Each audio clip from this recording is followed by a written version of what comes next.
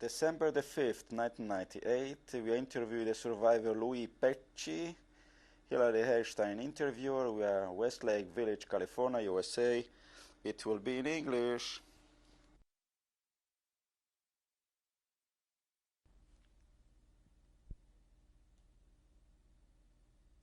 Today is December 5th, 1998. My name is Hilary Helstein. I'm interviewing Louis Pecci. We're conducting this interview in Westlake Village, California, in the United States of America, in the English language. Can you please tell me your name now, your name at birth if it was different, and spell your names? And any other names you've had. Okay. My name right now is Louis Lubo, L-U-B-O, Pecci.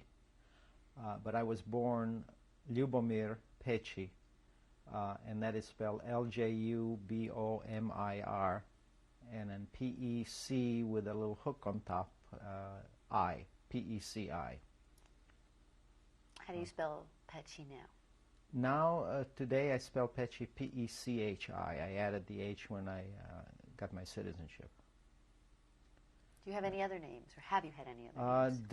During the war, I've had several names. I was a lady that smuggled me across the border from Croatia to Italy. Her name was Milica Miller, and I went on her passport as Vlado Miller. So during that short period of time, my name was Vlado Miller. Then during the time in Italy, when we were hiding from the Germans, we were able to obtain passports and identifications, and my name was Beniamino Bellini, which is very Italian, and it's spelled B-E-N-I-A-M-I-N-O.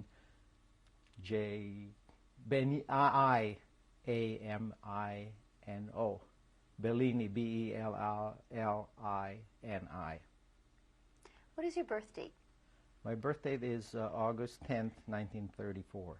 How old are you today? Today I'm 64 years old. Tell me the city and country you were born in. I was born in Zagreb, Yugoslavia, and Zagreb is now it's in Croatia, the new state of Croatia. I want to talk about your life as a little boy. Tell me about your parents. Tell me their names. My parents, my mother's name was Piroshka, or Pirika. We used to call her Pirika. And my dad's name was Stjepan Pecci. What was your mother's maiden name? Sidon, S-I-D-O-N. And my father was Stjepan, S-T-J-E-P-A-N, Stefan, basically. And but his nickname was Pishta. And he was a import-export. He had a business of his own, an import-export business, and we lived in Zagreb in a very nice apartment on Zvonimirova Street, fairly close to the center of the town, and had a very happy life. I had a rocking horse on the balcony, and I used to ride that all the time, and I loved trains. My dad always bought me all kinds of toys. He did travel to Germany and Italy a lot, and he would buy toys, and always, whenever he came back, he had something for me. We had a maid that stayed with us in a small room, and I also had a governess who came every morning and took me out to the park. Do you remember their names? Do you remember? I don't remember the name of the governess, but I remember her very well because she was Austrian and very, very strict. She believed in disciplining the kids.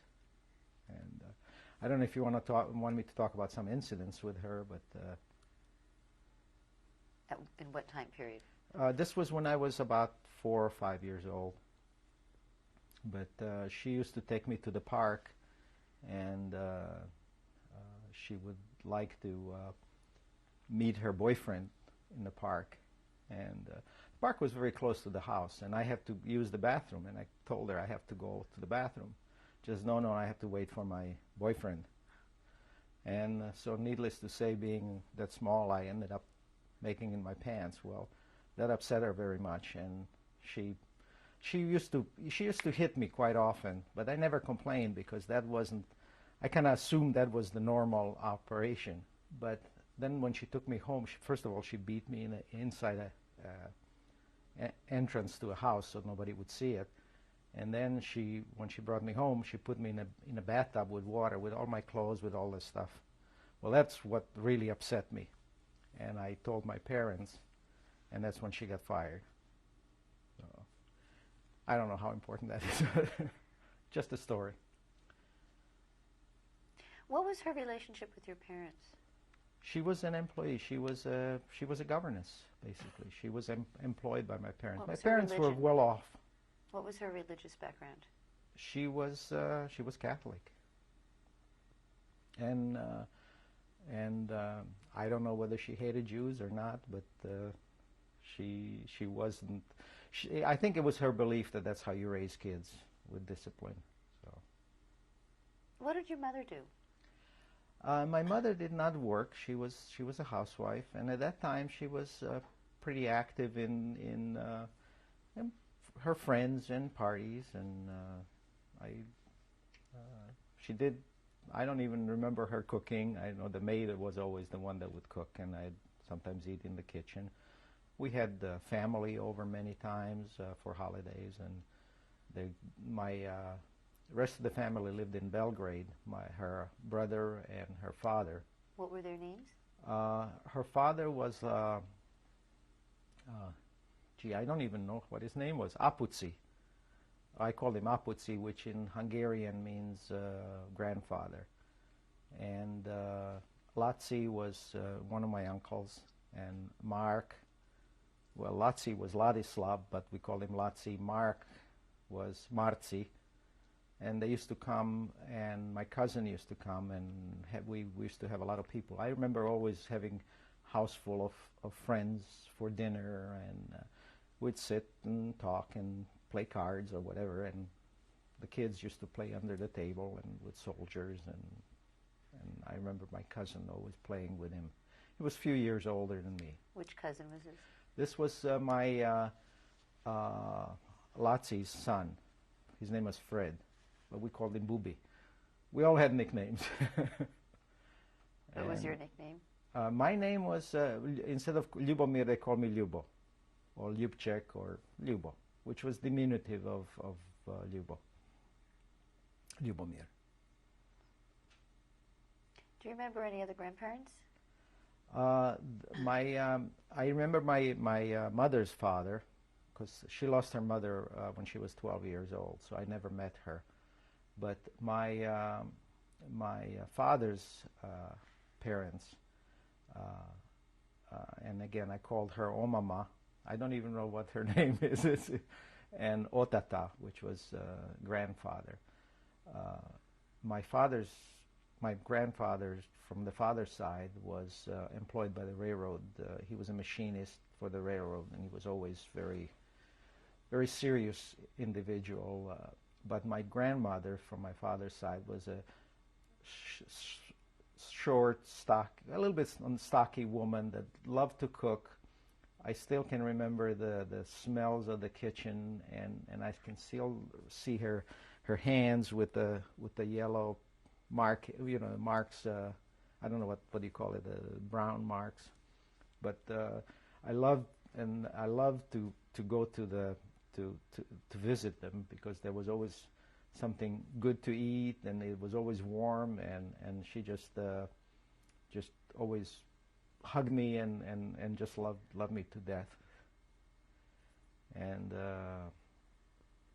she spoke Hungarian. I mean, most of my family spoke Hungarian too, and she spoke Hungarian. How did you communicate with your parents? In what language? In Croatian. Was there any other languages you spoke? As a child, I spoke German from the German governess, because she spoke German to me. And then I used to go, when I was a little bit older, I went to a Montessori kindergarten. And there were two branches. One was French and one was English. And I went to the English kindergarten. And I remember going there, and I remember all the toys that were very manipulative. You had to work them with your hands, lacing things, and I remember I had my symbol for where I hung my coat was a little mouse, and I loved to go there because it was always something to do, and I learned to read and speak English, and everybody was very proud of me speaking English. Tell me what other memories you have of your parents as a young child. What kind of people were they? My father was always very loving individual. He just adored me, you know, and he had an office in the house because he was in business for himself, and I remember sitting at a typewriter and you know using, that's how I learned to type before I could write, because I just play with a typewriter, and I started writing on it because I recognized the letters. But he always brought me toys and would play with me, and whatever my interests were, he would be very supportive. My mom, on the other hand,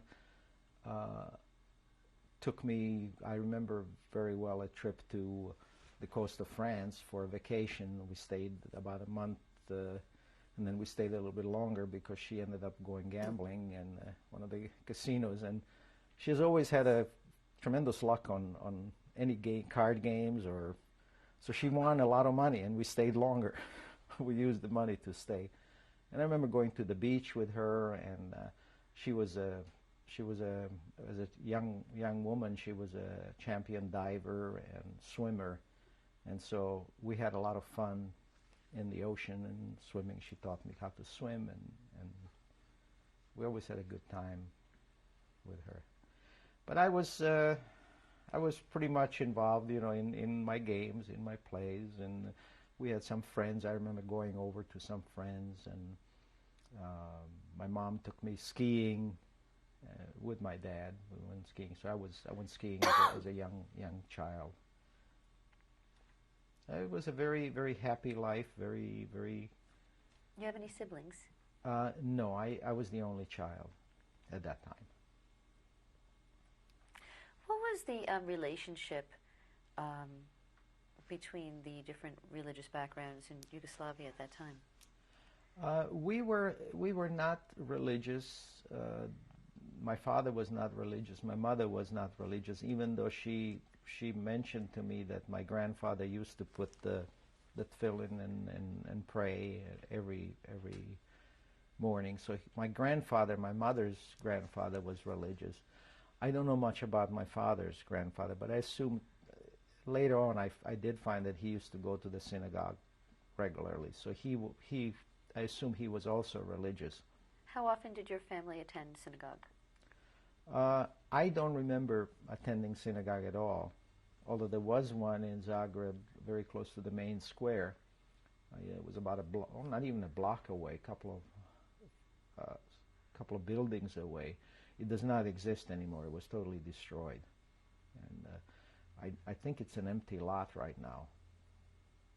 And but we had more. It was more social activities rather than religious activities. So for Purim, I remember my idol was Popeye. I loved Popeye, and because he ate spinach and he was strong, and so I ate spinach hoping that I would be strong too. And I remember getting dressed once as Popeye and going to that activity. I think there were synagogue activities for the kids and more social activities. I think the community in Zagreb was pretty much not assimilated, but they were not really religious. They did go. I know my father went for the high holidays. I think he went to the synagogue. Tell me what holidays you remember at home. You mentioned a lot of family would come over.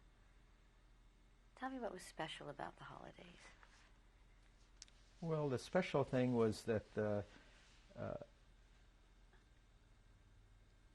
I don't even know if they were holidays or what, but I remember gathering, and we had a living room that was very, very light, and had a big table, and I remember people sitting around it, and obviously the kids would be playing in another room, but we would come and join them, and it was warm and festive and light, and food kept coming from the kitchen, and it was a very, very warm feeling in the house. I also remember when we didn't have people over, I always played with the toy trains, and I would set up an electric train all the way from the kitchen. I had enough railroad tracks to set it up from the kitchen all the way to the dining room area, and I was saying, I'll send you the sugar by train to my mom from the kitchen to the dining room. And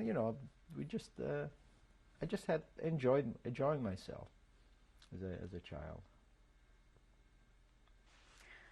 What was the Jewish population in Zagreb at the time?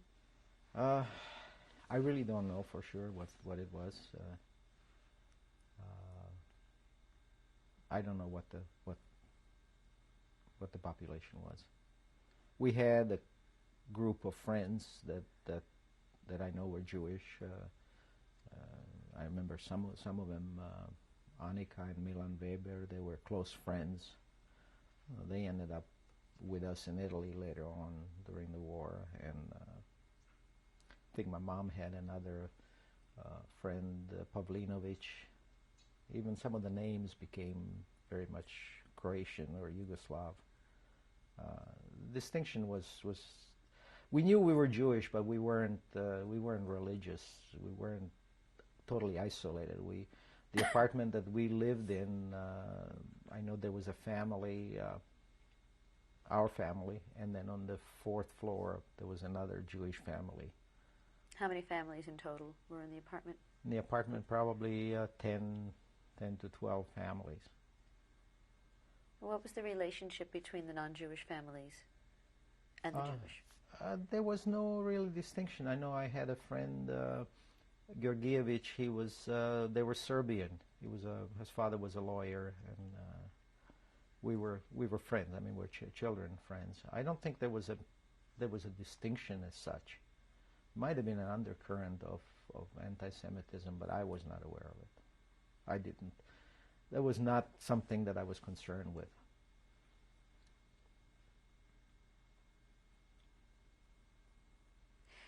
Do you recall knowing about any of the events that were happening in Europe?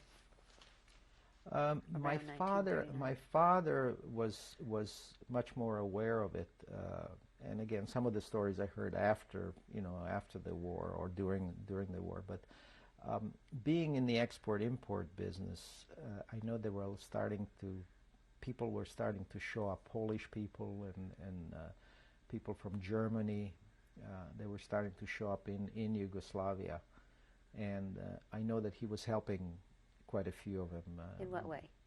By giving him money or by finding accommodations for him. Some of them didn't. He was helping them in financially too, and places to stay and arranging places to stay. But it wasn't anything organized. It was just, I don't know how it came about, but I know he was helping him. Did you meet any of these people? I don't remember. I might have met him, but I probably didn't pay attention to it. I was only 5 or 6 years old at the time. What else do you remember from that time? Do you recall your parents talking about the problem with the Jewish problem and perhaps what could be done? No, not at that point at all. And again, even if they did, I wouldn't have paid attention to it. I was only 6 years old. I had my own world, and I just wasn't aware of it. We were well off. My father had a car, which was, we were a upper middle class family.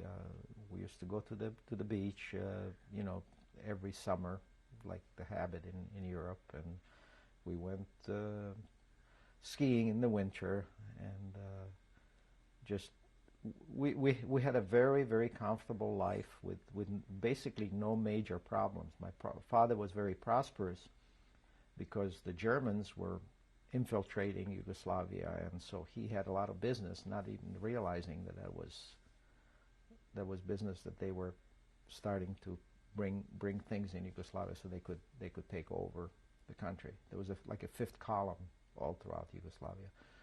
So he was doing well. He was earning good money and prospering. So we didn't really, from what I remember, there were no problems of oppression or prejudice or that I know of. At least I didn't encounter that.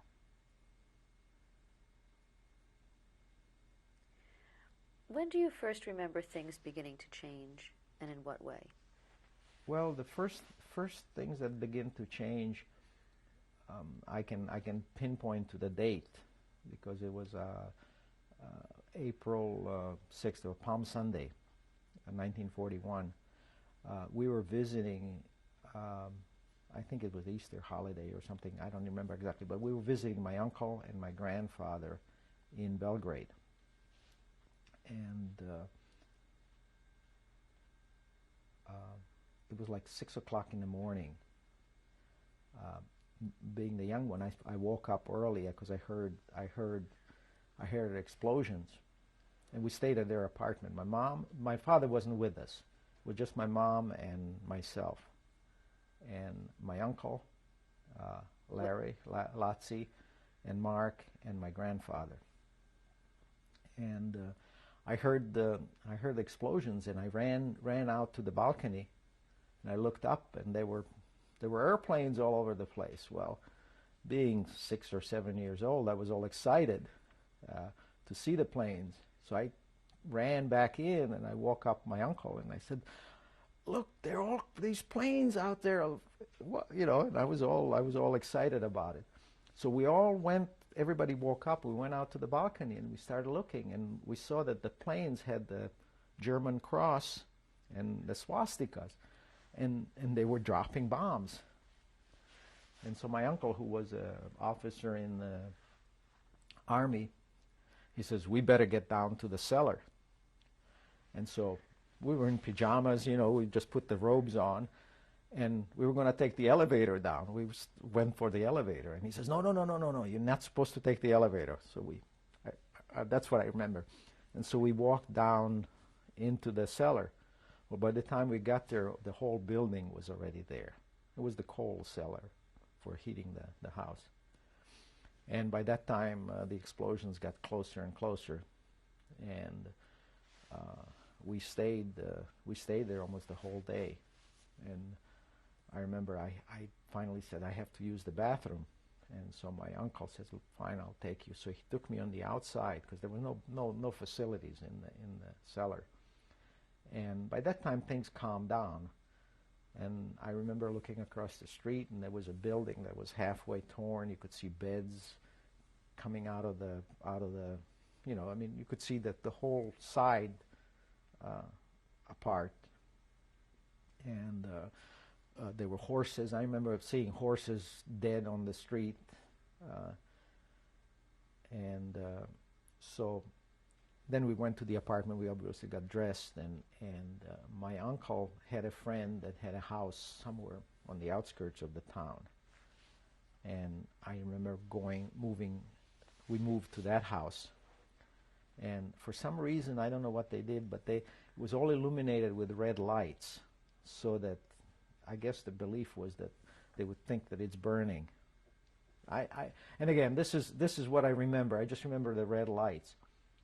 Well, my uncle had orders to report to his unit because he was in reserve. So he put on his uniform, and he says, "I have to leave, but you should try and we decided we should try to get back to Zagreb." So after a few days, things calmed down. My uncle joined went to his unit, which he never made it. He never made it to his unit because the Germans they arrested him, and he spent his whole war days in a concentration, not a concentration camp, in a prisoner of war camp with the Serbian officers. He was an officer in the Serbian army, and that's how he was saved. But he was in a prisoner of war camp. How did that day in Belgrade impact you? To me, it seemed more like a game. I did not comprehend. I mean, I knew, I could sense from my folks and my uncle the feelings, but for me it was exciting. It was, airplanes, bombs. I did not comprehend. I don't think I understood what it was. For me, it was an adventure. And where was your father at this time? My father was in Zagreb. And again, this is from his. He also was in the reserve, and I think he had to report to his unit.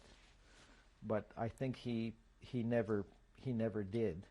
He just started going, and then he realized it's not worth it. And whether it's true or not, I don't know. But he had as I said, he had a car, and my father was.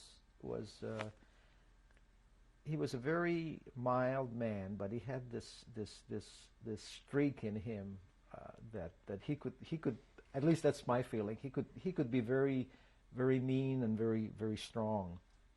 And what he said that he was supposed to turn his car into the Germans, and he just wasn't going to do it, and he drove it up a cliff and turned the motor on and let it go up down the cliff. So rather than turn it in, he just let it destroy itself. But that was the kind of person that I remember him as being.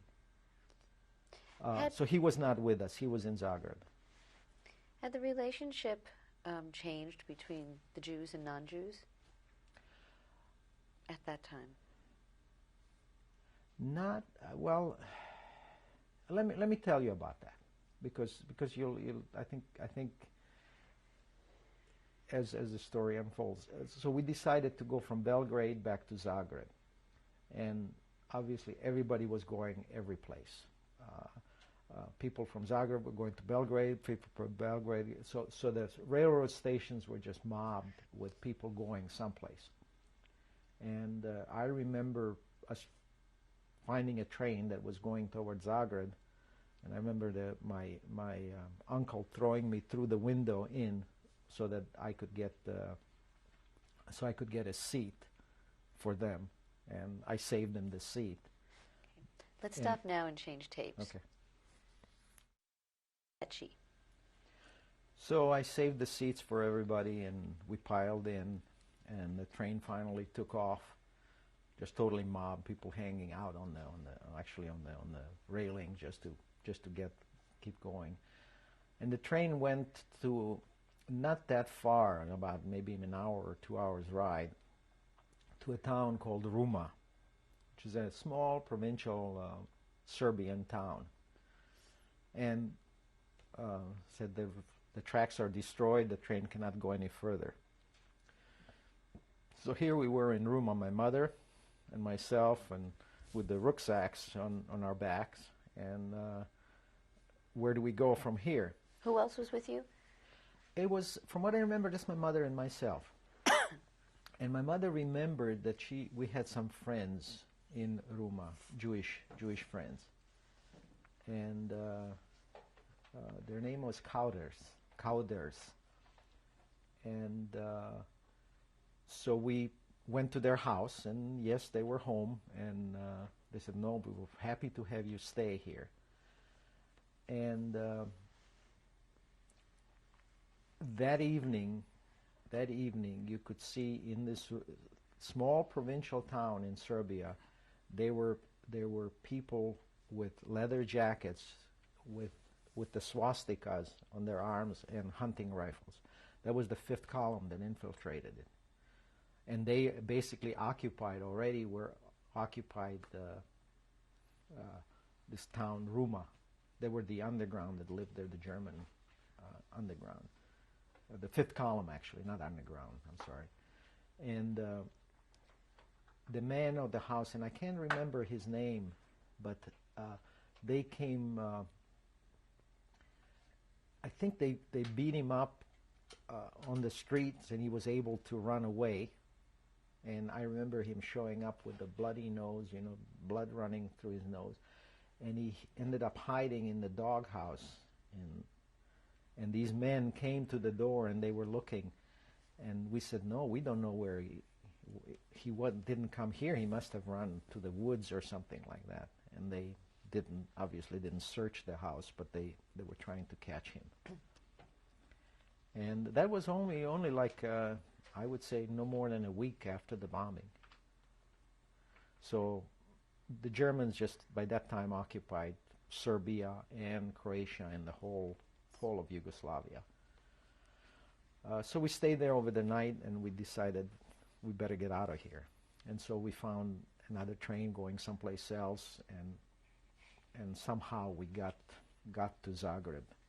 I remember riding in a freight train, in a caboose, you know, and then we walked the section that was destroyed. We walked, but I think it took us about a week to get from Belgrade to Zagreb.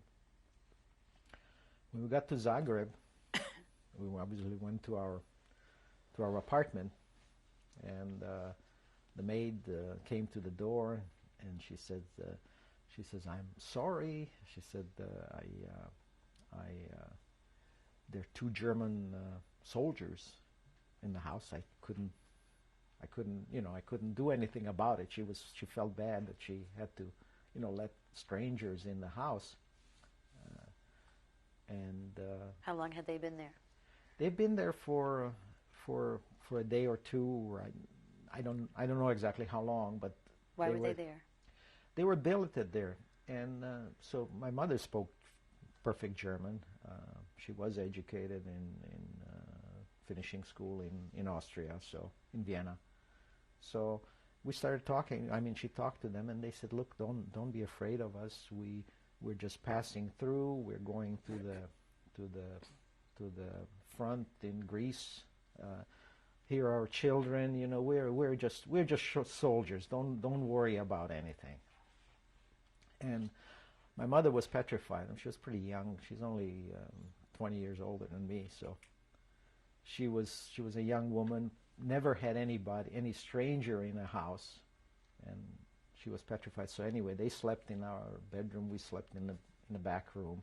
What do you remember going through your mind when these Germans were in your house? I was fascinated. They were soldiers, to me, and I was always fascinated, with the. I was as a young child. I was friendly with the policeman on the corner, the director of traffic. He was my. I called him kolega, and whenever I went there, I salute him and say, "Zdravo, kolega," and he would always go like this. So I was fascinated by these men and their equipment and their what they had, the boots that they wore, and to me it was very interesting, very, very exciting. And they eventually did leave and leave the apartment. And where was your father? Where was my father? I think he was still coming back. He wasn't there at the time, but he did come eventually back. But I think he came back after the Germans were gone. So tell me what happened after that. Okay, after that, it's a little bit confusing again. Not confusing. I mean, I don't remember, but from the stories and from reconstructing it later on, my parents decided to realize what was going on, and I think my father was pretty much aware what was going on. But I know what happened. We had to start wearing, all the Jews had to start wearing signs with the Z, which is a Z with the little V on top of the Z, and that meant Židov, which meant Jew. What, what did it look like? Can you describe it? It's a round circle, and my mother saved it. It's a round yellow metal circle with the black letter Z and a hook on it, and all the Jews have to wear it. And did children have to wear it? Children did not have to wear it, just the adults. And my father's grandmother, I remember, she called it the znachkica, which was the little sign, and she was always worried that it shows and that it's just worn the right way. And then they started arresting the men. The first people that they took were the able-bodied men. What year and what time of year?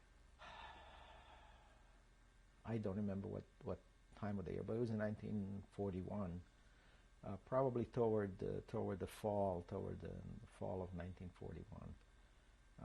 It didn't take too long. It was like 3-4 months after the war broke out, and they arrested my father, and they put the people that they arrested in a gym of a high school. They held them there, and my mother was petrified. She tried to figure out how she can get him out, and so she went to a friend of my father, a business friend actually, that was connected with him with the export-import business, and she said, "You just have to help me." And he said to her, and again, this is stories that she told me, and he said to her, "I will help you this time, but after this, I don't know you. I never had any relationship with you. You disappear. You make yourself disappear. You and your family. Don't stay around. Just disappear." And so he wrote a note saying that he needs my father to bring something through the customs. And so she went with this letter to the police and said, "We need to get him out because he needs to assist this man." What was this man's name? I don't know. I don't know what his name is. So they let my father out, and that we moved from our apartment at that time, and we moved to where my grandfather lived, which was on the other side of the town. And we stayed in one of the rooms, the extra rooms that they had. Which grandfather? My father's father. By that time, my grandfather, my mother's grandfather, was still in Belgrade at that time. But I think sometime in that period he came also to Zagreb, and he stayed with us too. And so we tried to find out a way. My parents tried to find out a way how they can get out of there, because he knew that. I mean, my mother said, "We have to get out. We just have to disappear." A friend of ours, Slavko Brenner, who was single, found a way to get out, and he was gone about maybe a month before we left, and he was in Italy, in Treviso, and he wrote to us, and he says, "If you get a certificate that you're Catholic, you can stay in Italy and be interned in Italy." So what we did is my parents went to the church and said, "We want to convert to Catholic." Who cares? You know, they weren't very religious anyway, and a piece of paper wouldn't have mattered. And so we went. They went and they converted to Catholic. What about you? They waited to convert me the next day, so that my papers, when they were published, said father and mother Catholic, because they were always looking at the Germans were looking at the parents, who, you know, if the parents were Jewish, you were Jewish. If the parents were mixed, you were mixed, you know, and so on. So I converted the next day. So my certificate said father and mother Catholic. And I remember going to the church and going through the conversion, and they anointed me with the oil, and then they gave me some salt, and I thought it was sugar, being a kid. And I took this big gulp of it, and I realized that it's salt.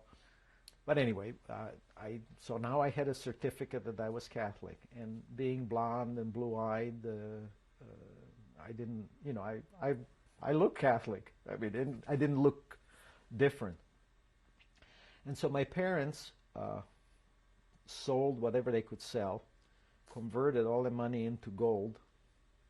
They hid the gold coins in the heels of their shoes. They would take the bottoms off and carve out the center, put the gold coins in, and then put wax in there so they wouldn't rattle, and then put the soul on it. And they had dollar bills sewn in their coats, and wherever they could put whatever we could carry. My mother carried all her jewelry with her. And the story that she tells me is the way they went to cross the border, but they got turned around, and they said that the soldiers told her that they were going to take him to Bukaritsa. They didn't know what Bukaritsa was, but it was a concentration camp actually on an island. And but then somehow they let them go, and they hired a man in Fiume, which was just Fiume, Rijeka, and Fiume was Italian part, and Rijeka was the Croatian part. It was a city divided halfway through. And they hired this man in a rowboat. At that time, she said it was summer.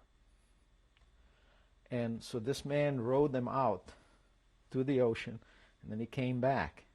And my mother said, here I was sitting in the boat with the fur coat, with all the jewelries, and I'm shivering, and it's hot. But anyway, he rowed them out and then drove them back in, and then once they were in Italy, they went to Treviso. Where were you at the time? I stayed with my grandmother in Zagreb, and my grandfather wouldn't go with my mom. He said, I never hurt anybody. There's nothing. The Germans. Why I don't have to run away. What was the tone of the city at that time? What do you remember it being? I remember it being very, very. As a kid, I remember it being very, and maybe that was the way I interpreted the feeling, but it was very almost rainy, dark, subdued, and I sensed that there was a lot of danger. At that point, I realized there was something was happening, and some of it I couldn't understand. Why did we have to move? Why did I have to leave my horse behind? And why did it was a wooden horse? It wasn't a real horse. And why did we have to live with my grandmother? But then on the other hand, I enjoyed it because her kitchen was warm, she was warm, and I loved going there. So in that respect, it was a mixture of feelings. Do you recall witnessing any acts of blatant anti-Semitism? Well, the signs. What do the signs say? The signs that you had to wear, and we stayed.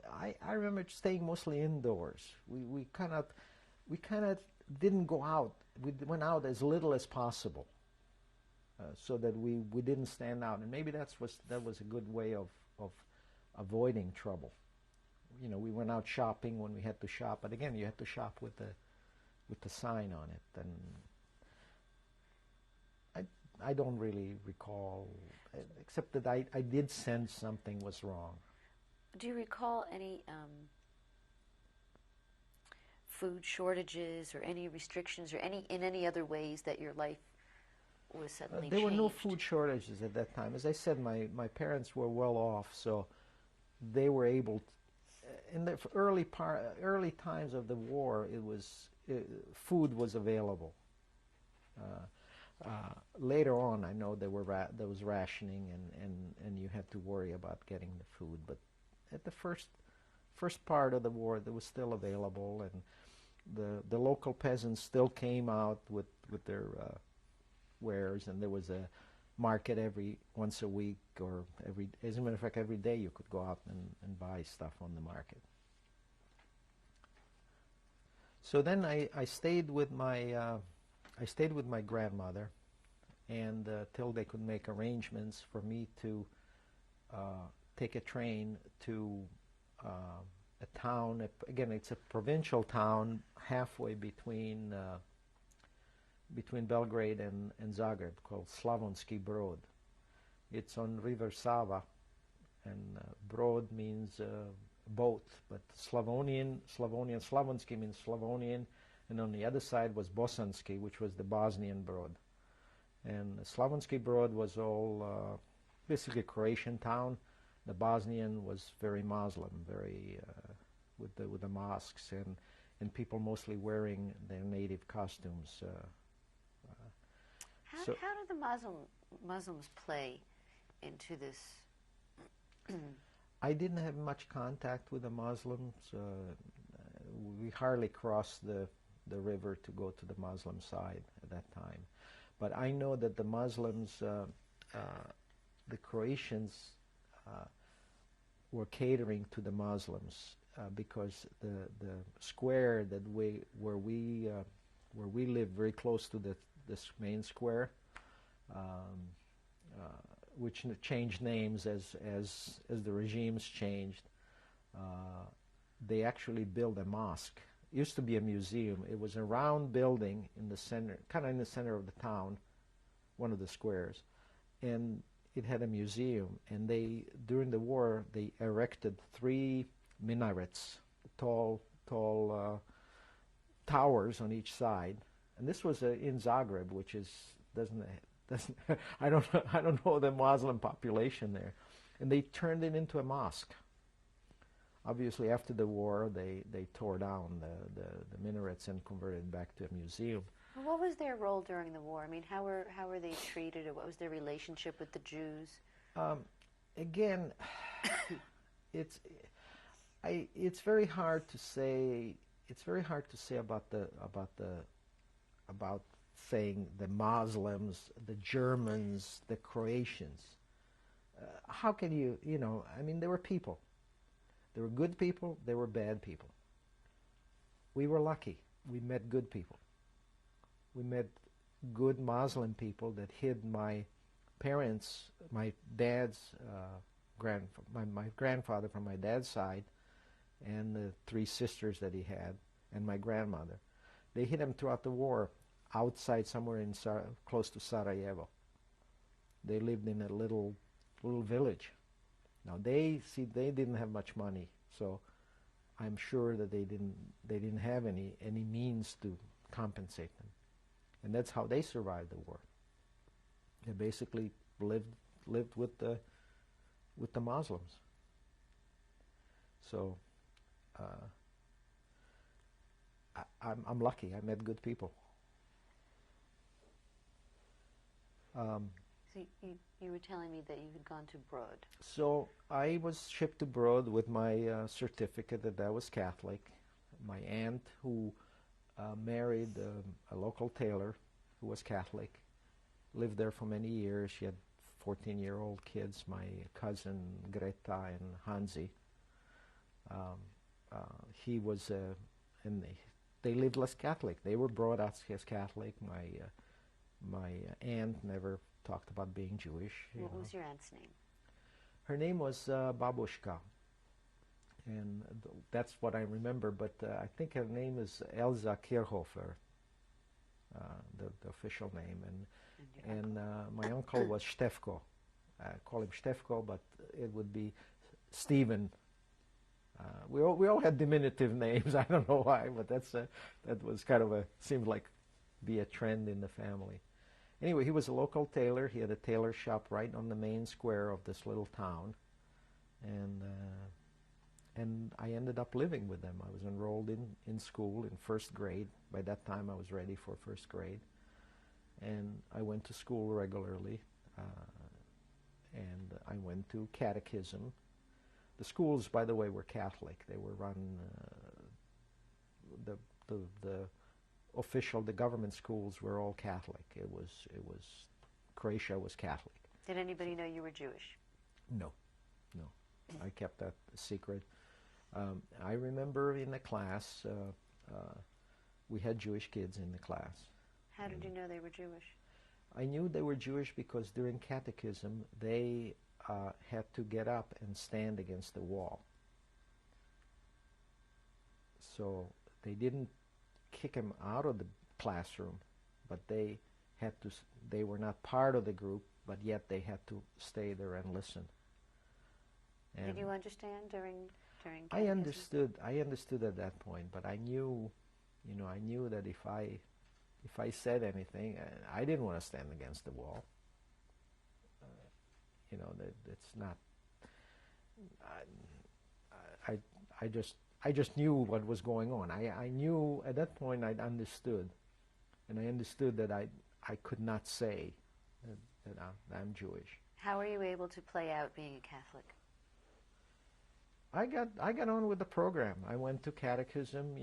We had classes in the afternoon, close to the house, and I remember going there, and I learned all about the whole religion and what I had to do. And I was getting ready for the first communion. I went to church every Sunday, and all throughout that whole thing, there were some very interesting incidents. I mean, there was humor in a lot of it. I did go to the communion. I remember the priest saying, "Now you're not supposed to chew on the Holy Ghost, on the holy wafer. You're supposed to let it melt, in your mouth." And I remember sitting there with my tongue out, and he going, and doing his thing and putting the and I put it in my mouth, and I started choking, and I was afraid, I mean, I had so many things that I wasn't supposed to say or do that I was so afraid that if I started chewing on this thing, they would all know that I'm Jewish. But anyway, that went by. But the interesting incident, the funny incident was, and again, it tells you how human people are, human with all our good things and bad things. But my first communion, I'm a confession. I have to go to confession before the communion. So I'm kneeling in front of the confessional, the priest. I don't even know if it was a booth, but I think it was kind of almost direct. It was fairly primitive. And I'm, kids. I lied 3 times. I stole 4 times, and I did that, and I listed all of that. And the priest looked at me and says, "And did you ever play with the thing down in your pants?" And I looked at him, and I thought, I didn't know. I was totally innocent. I said, "No," I figured that was the safest answer. So he says, "Fine." So then when it was all over, I went to my cousin, who was, at that point, he was like 14. I said, "Do you have to play with this thing in your pants? What do you have to do?" Well, I got my first lesson in sex. Okay? So there the other thing that was, again, the other thing was, again, the life to me was, even at that point, even though it was danger, I played with the kids. We had the backyard of the house was an orchard, so there were trees with fruits. We would go around the church. There were trees with berries on them, and we would climb and eat the berries in the summer and play in the trees and play, around the house. We just had a good time. Went swimming in the river, so it was fairly peaceful. I mean, except not telling anybody that I'm Jewish and just pretending I'm a Catholic. And my cousin, actually, he was older, so I was always tagging along with the big kids. I have a question Sure. about going back to what the priest was talking about, and with your cousin, and being Jewish.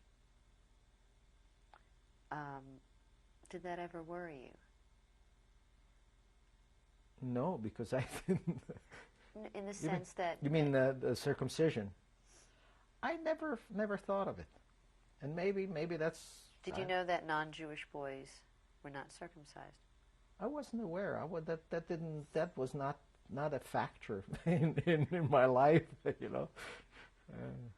And if that priest didn't arouse my curiosity, I would have probably gone for a couple of more years not being aware of sex. But was it something that came up in conversation between you and your cousin? What? Did you know that you were different because of that? No, I knew that I was different. I knew that I had something to hide, and the thing that I had to hide was my being Jewish and not being Catholic.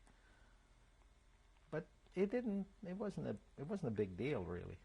As a matter of fact,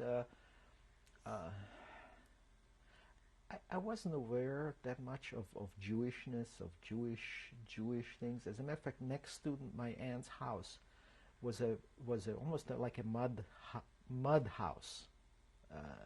See, my aunt lived in a house that was all bricks, and very close to her was another house, almost the peasant's house, and there were some Jews that lived there that are religious, Orthodox Jews, and I remember seeing them, and then they disappeared. Okay, and the house was empty. And I remember us kids, we obviously went through the whole thing, and we saw all the Hebrew papers and things like that were strewn around the house, the Bible, whatever it was. But to me, it was so foreign. It was so strange that I didn't know what it was. I just remember the pictures of this empty mud house with junk just accumulating it, because everything of value was gone. So these were just pieces of paper, and the people were gone. So that's what I remember about the Jews at that time. Did you have any contact with your parents? And I think we corresponded. We did get letters back and forth. And the way we were getting the letters is we had a friend that was a conductor on the railroad. His name was Tatek. And he would take letters from my uncle and take him up to Holland or wherever and mail them to Italy. Okay. We're going to stop and change tapes. Censored at all? No, the letters were not censored because, as I said, they were given to the conductor Tatek, who took him to either Germany. I think he took him to Germany because he traveled all through Europe on the trains. And in Germany, we just get the German stamps and post them, and my parents would get them in Treviso, and they would send the letters to some address in Germany or in Austria or wherever. I don't know where he had his address, I guess, and he would bring them to us. And I have the letters that my uncle wrote. He was being a tailor. He was very, very meticulous. He actually is a very interesting man. He was a communist, and one of the old communists. He really believed in it, and they had a communist cell. He was a tailor, so he was almost in the trade union. He had his group of underground group even before the war. So it looks like that continued even through the war. And eventually he ended up joining the partisans. And later on, when the communists took over Yugoslavia, he was a very disillusioned man because that wasn't what he believed in. Do you remember any of his activities while you were there? No, the only thing I remember going to the tailor shop, and he would sew the clothes, and us kids, the kids, we always had to pull out the stitches, because he would put the long white stitch to put it together, and then they would run it through the machine. So once they run it through the machine, we would have to pull out the white threads out of it. And actually, I remember, I'm not sure if they sat on the tables or because tailors usually were in those days would sit on the table so the cloth wouldn't get dirty on the ground, so they would be kind of elevated. I don't remember, but I remember the shop. Anyway, all of that came to a very abrupt end. The good life, my cousin running around with him, following, having a good time, because one evening 2 men showed up, and they said, we need to Ljubo, and I was basically arrested. They were policemen. How old were you? I was about 7 and a half, 8 years old in that period. I don't remember exactly. Who were these men who came to arrest you? I don't know who they were, but I know they were winter coats and hats. And, they didn't have trench coats, but they wore coats. Were they Croatian or were They were German? Croatian. They were Croatian police, and they came to the door and said, "We need to take Ljubo to the police station." And my aunt couldn't do anything, so she dressed me up, and they took me to the station, and they put me in a jail cell with the women. Did they say anything to you? Did they explain why you were there? I don't remember them saying anything, but I remember that the barber came, and I know they shaved my head. What was going through your mind while this was taking place? I was really scared. I was scared, but yet it's a mixture of feelings. I obviously didn't like them shaving my head. That seemed to be more of a thing that made an impression on me than being in the jail. Because on one hand, I've never been in a jail, so that was a new experience for me. And I think my aunt brought clothes, brought a blanket. So I remember having the blanket on the floor and sleeping on the floor. And I know it was a Sunday, and there was a window with the bars, just like a jail. And there was a procession, a religious procession, going to the church. The church was very close by. And I remember this is something that stayed with me throughout my whole life. And it took me a long time to get over it, because I was peeking through the grates, and my cousin Greta was in the procession, and she saw me, and I could see the tears in her eyes, and yet I for years I would tell this story. I could never get in touch with the feelings. I could tell you, yeah, I was in the bar looking through the window, and my cousin walked by, but the feeling that I had there was such that I couldn't yell out, because I knew I would endanger her if they knew in the group that her cousin was in jail. And yet I wanted to be out there. I wanted to be with her. So there was a mixture of feelings and such a rage that I could not be there, and it was more of a feeling of rage than of fear. I was mad. I was just, and yet there was nothing I could do. And that stayed with me. That feeling I suppressed, and it showed up later on in my life in different ways. Because you asked me if you asked me what I experienced, I said, yeah. I was in jail. I looked through the window, and there were no feelings to it. It was like a movie without the sound. And I had to go through therapy later in my life. It showed up in my marriage. It showed up in my whole life, and I worked through it. And until I was back at that point, that's when I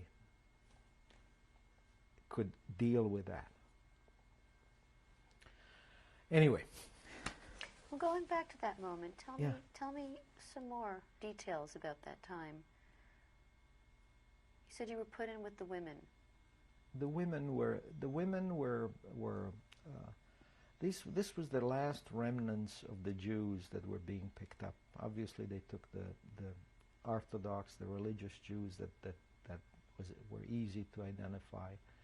And what they were doing is they were collecting transports to be transported, and I think the transport from that town was going to Germany. There were concentration camps in Croatia. Jasenovac was the one that my cousin perished in, and my uncle. I think my grandfather, from my mother's side, was transported to Germany from Zagreb. Which cousin and uncle perished in Jasenovac? I had a cousin. His name was Srećko, and Tkalčić was the last name. And my mother's oldest sister married him, Ruža, Rožika, or she married. What's his father? I can't remember my uncle through marriage name. But he was a big Croat. Even though he was Jewish, he believed that Croatia should be an independent state, and so he was a big Croat. So when the Croatian state was established, they were looking for volunteers to work for Croatia. And he says, it's about time we did something for Croatia. So he and his son, who was 21, good-looking boy, good-looking man, who was going to the university. He was engaged to a non-Jewish girl, Ceca, and they were I guess sweethearts, high school sweethearts, and he volunteered, and I have a picture of him walking to the camp with smiling and laughing and saying, yes, we should do something for our country. And he was killed. He was killed in the concentration camp. He was on a detail that had to go to the town to pick up food for the camp for Jasenovac, and the soldier would stop on the way back. Would stop at his girlfriend's house, and my cousin was an extremely good-looking young man. And his girlfriend, the soldier's girlfriend, had eyes on him and was interested in him, and the soldier was very jealous, became very jealous of it. So on the way back, one of the times when I guess he had enough of it, he told my cousin, see those woods out there? If you can make it to those woods, you're a free man. And as he now started running, and as he started running, he shot him.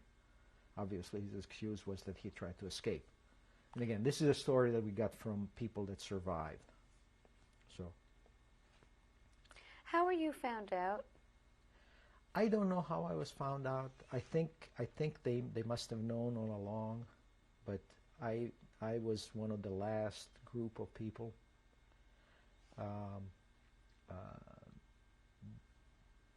I was the last one with the cripples, with the women, with the last old men that were in the other jail cell. But the young men were taken away first, and so we maybe lived under false security. So anyway, I was in the jail, and how were you treated in the jail? There was no mistreatment. As I said, the women took care of me. My aunt brought the food and the clothing, and the police were just treating us like inmates. It wasn't There was no brutality or anything of that nature. Anyway, to kind of break the story up and how faith works and how things work out, it's kind of sometimes you start thinking that there are miracles. My father and my parents were in Treviso. They were living in a villa. They had to report to the chief of police every Sunday, and whenever they went there, they would have sip coffee, and they liked Turkish coffee. They liked espresso, and then in the villa they would always drink the Turkish coffee. And one of the things with Turkish coffee, if you turn the cup upside down, some people can tell fortunes. And one of the women was looking through my father's cup, and she said, "Hey, you have somebody that you love very much, and he's in grave danger." And he says, "Oh, sure, yeah." But it bothered him. Did they know that you were taken to They prison? didn't know at that point. Okay, they didn't. The letters and information didn't get through. And so he says, "We're fine here. Maybe we should bring Ljubo back to us." Because when they left, they really didn't know what they were getting into, so they felt I was safer with my aunt. And so they started arranging to get somebody to get me. And they contacted this, and it's interesting because your Miller, your stand has the name, Milica Miller was her name, and she was a German woman that was in Zagreb. Somehow they knew her. She was a Nazi. She was very much a Nazi sympathizer. They somehow contacted, and she came to Brod about the same time that I was in jail. And I think my aunt was trying to arrange something in Zagreb. She took a trip to Zagreb trying to get me out of the jail. And this Milica Miller, she knew the chief of police and went over, had a talk with him. We paid him obviously money, my uncle. And then my uncle had to go and talk to the chief of police. And he basically told him that if you let Ljubo out, I will hostage my children. So here I get emotional.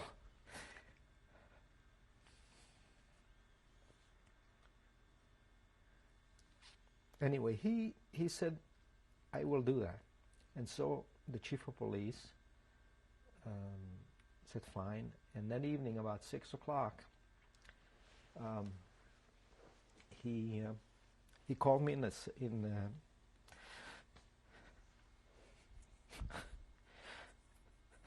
the emotions still keep coming. Still here.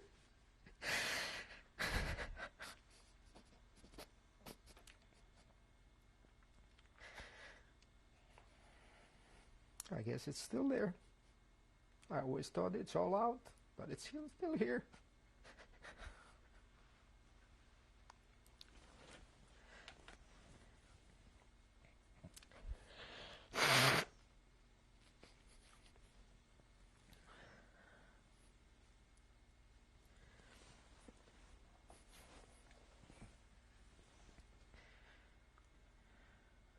Anyway, he hostages is my cousin, and my basically he said, if I'll take him to my responsibility, but if he's gone, you can take my children.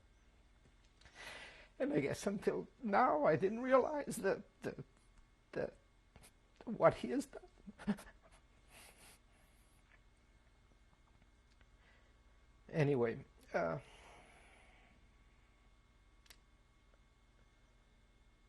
what I remember that evening, that the chief of police called me in his office, took me out of the jail, take your stuff, put me in the office, set me on a chair. I remember sitting in that room, with my head shaven, and he says, "Okay, now you listen very carefully to me.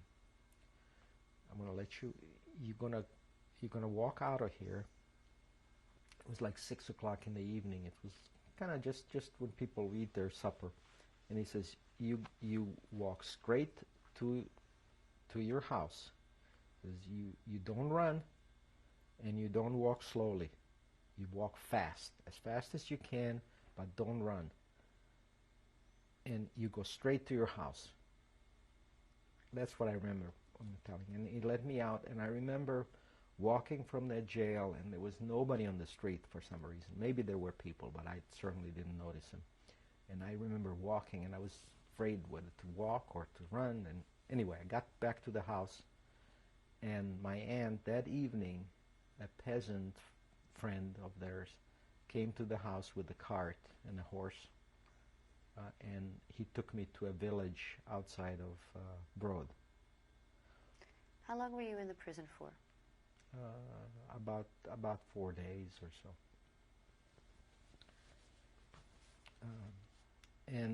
So I stayed with the family in a small. It was a village basically with mud houses, you know. And I stayed with the family, and I played with the kids. We ran around. I don't know if it was a summer or it was warm. I remember that. And until things could settle down. And what my uncle arranged with the chief of police is that he told him, he says, after about a week, have your wife come in and fill out a report saying that I have disappeared, that she doesn't know where I am. So that was a cover to cover the whole deal. She said, you know, we didn't hide him, he just disappeared. He might have drowned, he went swimming, he might have drowned in the river. We don't know, he disappeared. And that's what they ended up doing. In the meantime, they arranged with this Milica Miller to take me by train to Italy. What was the name of this chief of police? I don't know. I don't know his name. But he was part of the Ustasha regime. He was one of the Ustasha, and he just did a favor to my uncle, and I don't know if he was his cellmate, part of the communist cell. I don't know that. I doubt it. Because this Milica had arranged something too. She had the conversation with the chief of police, and they kind of plotted how to get me out. How long were you in hiding at this mud house before you left? About a week or two, almost 2 weeks or so, till things settled down. The transport. By the way, that transport went out midnight. Tell me about the transport and how. I don't know. I wasn't there, but okay. I heard it from my uncle that the people that were there. I was let out by 6 o'clock, 7 o'clock in the evening. The transport left that midnight, or middle of the night, because they did that so that you wouldn't be aware of it. When did you leave with this Mrs. Miller? About 2 weeks after that. Tell me how the details of that event. The details was that she went back to Zagreb again, and then she came back, and they dressed me. She was basically she had a son about my age, and the passports in those days just had a picture of the parent. They didn't have the picture of the children, and she had just her son on the passport, which was Vladomir. And I went as her son. She pretended that I was her son, and she was going to Italy, and she had the free movements. She could move wherever she wanted to. She had a picture of her son. What? She had a picture of her son. No, on her passport? the passport didn't have to have pictures of the children. The passport only had you could put. I mean, if you could put the mother's picture and son, and it said then son, and put his name, Vladomir. So, and I was blonde and she was blonde, and I could pass for her son very easy, and I don't think people were that careful. So anyway, she took me across the border, and my parents arranged, because they couldn't leave Treviso, they arranged for a priest to come and get me. And so the priest came and took me from on a train from Fiume to Treviso. And so then I was reunited with my parents. When was this? What year? Good question. That was, let's see, 41, about 43, around 43 or so. So I finally reunited with my parents, and obviously I was very happy. And again, I could start playing. I could play with the kids, and it was back to quote unquote normal. Could you talk to them about your prison experience? I don't remember talking to them about it. I told them what happened, but again, as you can, I suppressed a lot of those feelings, and the feelings didn't. I mean, I don't know. Even now, the feelings keep coming up of when I think of some of these events, and I think we as human beings are very resilient. I think we push them down, but unless you let the feelings out, they come out somewhere else with a different behavior, different ways. And I think as a kid, I just told them what happened in my 8-year-old, 9-year-old way of telling stories. So anyway, we were interned, and I could play with the kids. I remember living in a little apartment. We were crowded. We moved from the villa, I think, after I came, and moved away from the other. Again, it's a little bit confusing. I know all of us lived in a villa, the whole family. My family, and then another family, the Webers, our friends, and her parents were there. And again, we were back to sitting in the backyard and having dinners together. And I still remember my father taking me in the back, and there was a spider that had a web, and he would catch flies and show me how the spider eats the flies. And every day we would go to visit that spider, and I was fascinated. Obviously, I've not seen anything like it. Were there friends? Were the other people Jewish? They were all Jewish. We were all Jewish. We were all kind of a community. And this Slavko Brenner, our friend, who kind of stayed with us throughout the war, was there. And then eventually my uncle, Mark,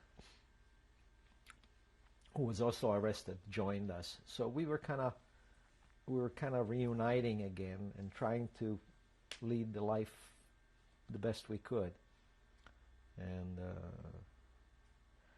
And then every Sunday, as I mentioned, we would go to the chief of police, and my parents had a cup of coffee with him, and says, "Okay, you've reported, now you can go back."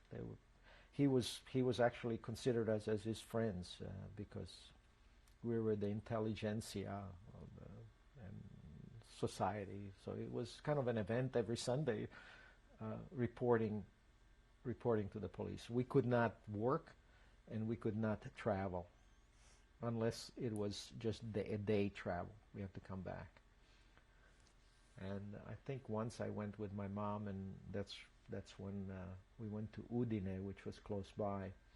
And I think and Mussolini and Hitler just happened to be passing by, and so we saw this car, open car, the top with the top down car with them going together. And my mom we went to buy potatoes. And she kind of commented, she says, "I wish those potatoes were hand grenades." Did you understand? I understood. At that point, I started to understand. I was just understanding a little bit more about what was going on. Did you know who they were? I knew who they were, yes, definitely. So that was a very brief moment as they went through. And then one Sunday, when we went to report to the chief of police, he says, you don't have to come here anymore. You're free citizens. Because Badoglio, who was a general in the Italian army, revolted against the Germans. You're free to go wherever you want to. Well, we were listening to the radio, and the Americans by that time invaded southern Italy, and they were advancing toward the north. And so we figured, well, the American Navy is going to be in Venice in no time. So we moved from Treviso and rented an apartment in Venice. And a month goes by and no Americans. It started, the housing in Venice is terrible because the humidity seeps through the walls, and you can't heat the house because you heat it and there's steam coming out. And I remember in this little dinky room sitting and almost like a steam bath, and it just wasn't, and I couldn't go and play outside. We stayed in the apartment because there was nothing really to do in Venice for me. I didn't have my friends, I didn't have company. So anyway, we stayed inside, and no Americans. And next thing you know, Piazza San Marco started filling up with German officers. They were sitting out, sipping their coffee. We were looking around, and they were, the German army were just, that was the place to go and enjoy Venice. I mean, they were tourists. And we finally said, no, we don't think the Americans are going to come to Venice. So we decided, if they're not going to come to us, we'll try and go toward them. When was this now? What time of year? It was, I think it was in the fall. And so anyway, my mom and Slavko Brenner took a train to Rome to make arrangements for us to find out where we could stay. And they found an apartment through a lawyer. And the apartment that they found was a fascist who was dealing with Malta. His name was Scicluna, and he might have been from Malta, but he knew what was happening, so he closed his apartment, and he lived with his mother, and they went to Switzerland. And he told this lawyer, "You rent my apartment for me." And so that's where we ended up in a nice section of Rome, Corso Trieste, which was at that time it was on the outskirts of Rome. Now Rome extends even further. And so my mother wrote to my father, it's time to the rest of you came. And so my father and there was another lady that came with us, and I don't know who she was. We got on a train and tried to go from Venice to Rome. We're going to stop and change tapes. Good. How much awareness had you at this time about why you were moving around and what was going on? Well, at this point, I was starting to be more aware of. As again, I was growing, and I was with my parents who could talk to me and explain things. And how old were you? I was about eight or so, eight and a half in that age bracket. And anyway, the trip, I remember the trip because we slept. We actually were in a sleeping compartment, and for some reason trains didn't run. They would stop for even a day because the tracks were bombed or something till they repaired them. And the trip, I don't know how long it took us, but it took us. It had to be, normally it's an overnight trip nowadays with the fast train. I think it took us several days to get there. And I remember sleeping in this compartment and cooking on little Primus cookers, heating food, and when the train was stopped, going to the station and trying to buy things from the peasants. And I think there were German soldiers traveling different directions and going different ways. Was there any fear in the German soldiers because you were Jewish? Was there any problems? There were no problems because I don't think that these were army people, and we were basically, we weren't traveling in Jewish transport. We were just part of the traveling population during the war, people moving from area to area. And Italians didn't like the Germans, so they even looked at the soldiers as they didn't care for them. I mean, what happened was the Germans reoccupied basically Italy, and put back in place the officials, but nobody really cooperated with the Germans. They didn't resist them, but they didn't cooperate. And the one thing that I remember, finally we changed trains. I remember sleeping in a little overnight in some peasant's house. We, I guess, rented the room, and I remember sleeping in the same bed with my dad with the big feather cover. And then the next morning we caught a train.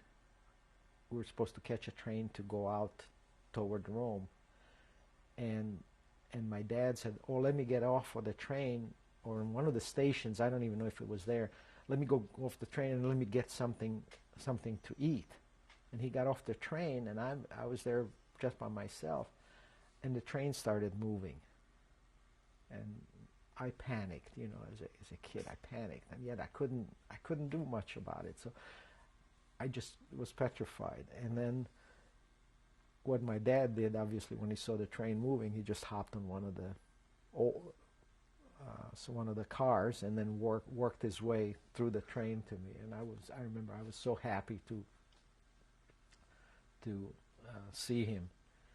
And we came to Rome, to the railroad station, and there were no taxis, no buses, and we found this guy with a tricycle, bicycle with the platform. We loaded our suitcases on it, and we basically walked from the station to the apartment.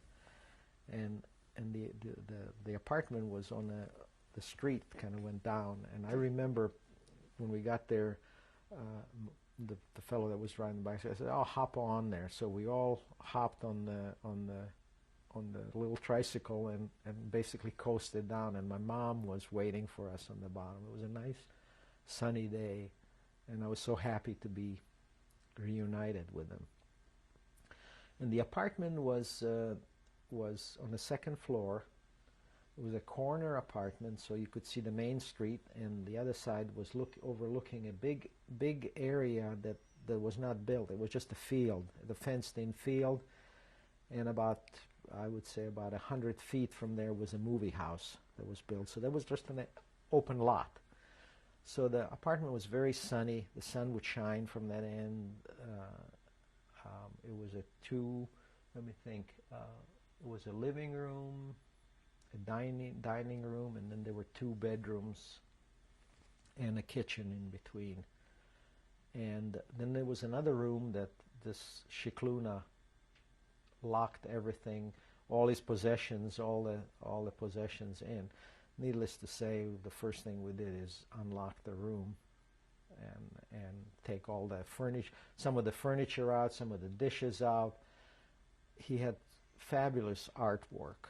He had books,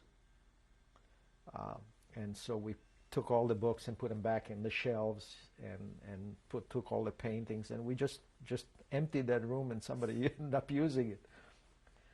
And but we needed, the Germans were in Rome, and we needed identification cards. What did you do? I'm sorry? How were you able to get any? The way again, we heard and we found through, I don't know how, through the lawyer or through somebody, to the Italian friends that we made, that there was a man that worked in the police office of the island of Capri. And he escaped with the Germans from, by that time the Allied were already occupied the island. And he took with him a suitcase full of identification cards and the water stamp, I mean the pressure stamp, and the whole thing with the stamp of the chief of police. And he opened an office in Rome, and he was selling false identification cards. So went to him, paid him a couple of thousand liras, I don't even know what it was, and you would give him a name and a picture, and he would make you a very valid identification card. But again, we tried to limit our time on the street to as little as possible, because the Germans would block two sides of the street, and whoever was on the street, they would they would go through their identification cards. And even though we had the identification cards, my parents' Italian wasn't that good. I picked it up much easier, so I could probably, but I didn't have an identification card, but I could probably get by easier. But we were afraid that they would know that those were false. And my father was Amadeo Gualtieri, that was his name, and my mother's name was I don't know the first name, but she was Bellini, and my name was Beniamino Bellini. I was on her identification card. And talking about some funny incidences, we were riding in a bus with my dad, and I remember, I can see it like today, he suddenly got very, very serious, and I said, why are you so, what's going on, what's the problem? He says, I forgot what's my first name and what's my last name, because Amadeo Gualtieri, or it could be Gualtieri Amadeo. And I just remember that, because I thought something was really, really wrong, and obviously we ended up laughing about it. We had to open his card and look at it to make sure. Did anybody question your identity by your appearance? I didn't. At that time, I didn't have any friends. I stayed inside. I read all the books that the Scicluna had. I read stuff that kids of 8 or 9 would never bother even opening. I read books way ahead of my time, Gulliver's Travels at that point, original version, Oliver Twist, Dickens. I read Dickens. I read Dante's Inferno. I read whatever was printed. I read it because I didn't have anything to do. One recreation that we were able to do is go to the opera. And we would get tickets for the gallery, way up in the Rome Opera. And on the bottom was all German officers. It was just the whole thing was full of German officers. But in the Galleria were all Italians, with their sandwiches, with their wine, and they're the ones that lived the opera. And I got to love opera. And I was more fascinated with the settings. So when I came back, I would set up my own theater. I'd put the lighting and have the puppets and do all the scenery and everything else. So I basically amused myself. Now we listened to the radio. We listened to the broadcasts, BBC broadcasts, because we had one of these big radios. And we moved it because the radio was normally in the room that was adjoining our neighbor on the other side. So we moved it from that end to the other end of the house, so they couldn't hear us listening to the station.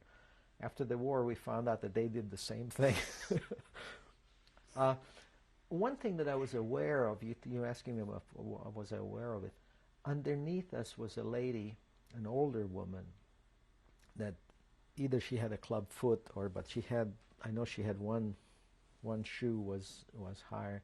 And one night we heard a lot of commotion, a lot of noise underneath. And I don't know if she was Jewish or but they took her away.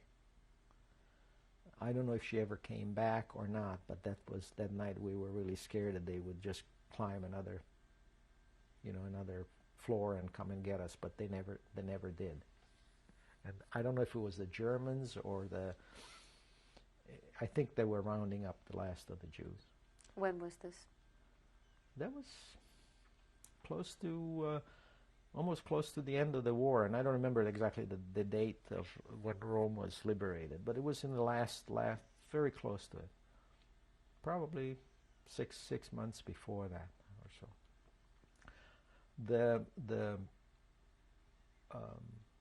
The fellow that lived with us, Slavko Brenner, was, and this is another story, was basically a gambler. And he went to a big hotel and ended up gambling, and he won a lot of money from some people. And they came to our apartment and said, "We know that you are Jewish. We know you're a captain in the Yugoslav army, and your name is Slavko Brenner. And unless you pay us back what you won and pay us more, we'll turn you in." So he said, "Well, fine, I'll do this. I understand, I don't like it, but I don't have the cash. I need to raise the cash. Can you come back in a couple of days and I'll have the money?"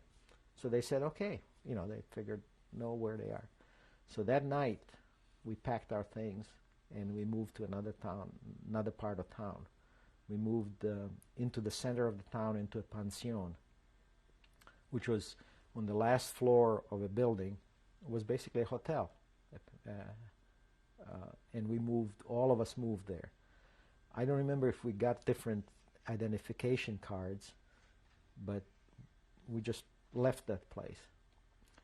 And he, being a gambler, he waited for them, and he says, I'm sorry, I don't have the money. You got to turn me in. And he got a summons to report to the police. And we kept saying, "You're not going to go there, are you?" And he says, "Yes, I am." And he actually went to the police. And and again, that's his story. Whether he did or not, I'm not sure. But he said the chief of police, basically, or one of the interrogators, not the chief of police, said, "Just a minute, I have to leave the room." And he left the paper on his desk. And he kind of turned it around and read it. And it said, Slavko Brenner, captain of the Yugoslav army, Jewish, his name, everything else. So when the officer came, and this was Italian police, this wasn't German, came back, he asked him, "Who you are?" He says, "I'm Slavko Brenner, I'm so-and-so." He says, "Look, I don't have time right now. Just come back in another week," which was his way of saying, get lost.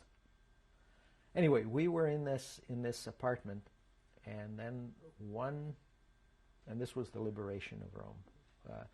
One day, everything got very quiet, and we were listening to the radio. We knew this was starting to happen, and airplanes kept flying on the horizon. And I remember looking through the window in the morning, German on a motorcycle with a sidecar came by, and they were rattling on the garage down there to make sure everything is gone. And then the town emptied. And Rome was a free city. So the Germans pulled out, and then by 2, 3 o'clock in the afternoon, and then in the evening, the Americans came in. And so there was this quiet, not a soul on the street. And so we watched, and waited for the Americans. And then the American soldiers started coming in, and everybody poured out of the buildings to greet them. And I know I wanted to go to see them, and my mom said, "No, you're not going till the tanks come in." She was afraid. And next thing you know, there were shots. And what was happening is the soldier was so tired and they were getting hugged, and they couldn't walk. They started shooting in the air. And my mom says, "See, I told you there was an ambush. They waited for the ambush." Well, then the American trucks came in. Obviously, then I went out, and I was one of the kids that was getting the candy bars, and I spoke English. So they obviously they were thrilled to see somebody, and so I made out with all the goodies, and then then we moved back. We moved back to Corso Trieste, to the apartment. In the last few months before the liberation, what was the emotional state of your family? It was very tense. It was very tense because it seemed like you had to. Even it was tense even from the time of Treviso, and I think it was even tense throughout the war because you had to make decisions. You had to make life or death decisions, and there was, at that point, I could sense friction between my parents, because my father was more of a easygoing guy, and my mother was saying, no, we gotta. She was the one that was driving what was going, what decision. She was the one that's, if you're not going to go, I'm going to go to Rome. So they were starting, I could sense a conflict between my parents, even though they kept it from me. What was their financial state at that point? We seemed to be doing all right, because we, as I said, we had enough gold, and we participated a little bit in the black market, so we did make some money to survive. And there was a community. Even though we were all separate, we started making connections. We found out so and so is here. We had a friend. She was just by herself. She lived with another lady, and she didn't have any money, so she became my English teacher. Okay? And it was a way of giving her money so she could earn it. And what was her name? You got me now, because I just recently visited her. She lives in Israel. Zdenka Lipa.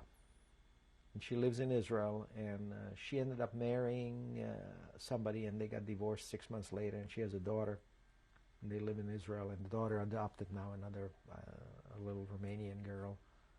And I visited them I was on a business trip to Israel, and we spent the weekend with her.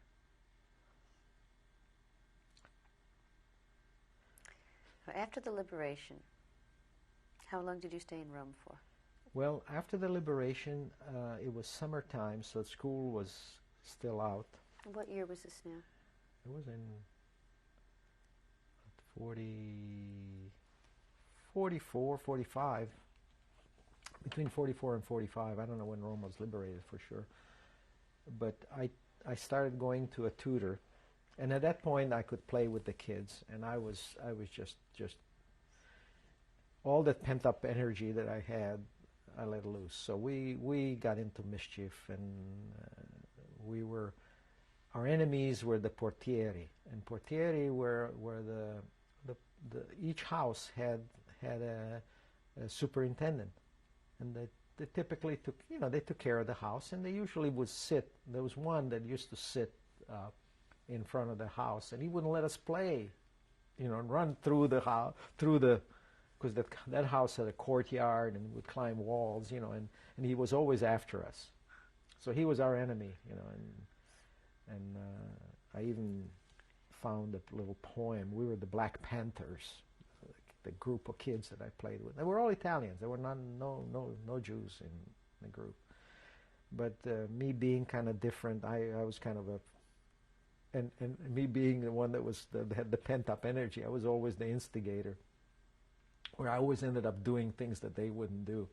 So we found this package, and a nicely wrapped package, and somebody played a trick. It was excrement in it. So we opened, we thought, oh, somebody lost the package, kids. And we found it. So what do we do with this? Well, portiere, okay. So I was chosen as the one to smear the thing on his chair, and we thought that when he sat down, he would sit in it, and we would get our revenge. Well, he knew me. I mean, he knew where I lived. He knew my mom. I mean, he knew. So he told my mother. And my mother at that time was, my dad volunteered to go back to the partisans. So he left to fight the Germans in Yugoslavia. And he ended up being in charge of a motor pool where they would get the German prisoners of war to work on the trucks and the machines, and he ran that for the partisans. What were your thoughts about him going to join the partisans? The war was still going on. The war was still going on in Yugoslavia, yeah. But it was very gradual, because first the partisans were recruiting or trying to get the people back. I know at the time my mom was getting some assistance from some organization, because I know I have receipts that she saved of assistance, and then she got a notice that the assistance will cease. But again, I found this much later. But I don't know, it seemed like part of, my dad was gone again. He had to join, it was, and my interests were more in playing with the kids. So I don't know if that had much effect on me.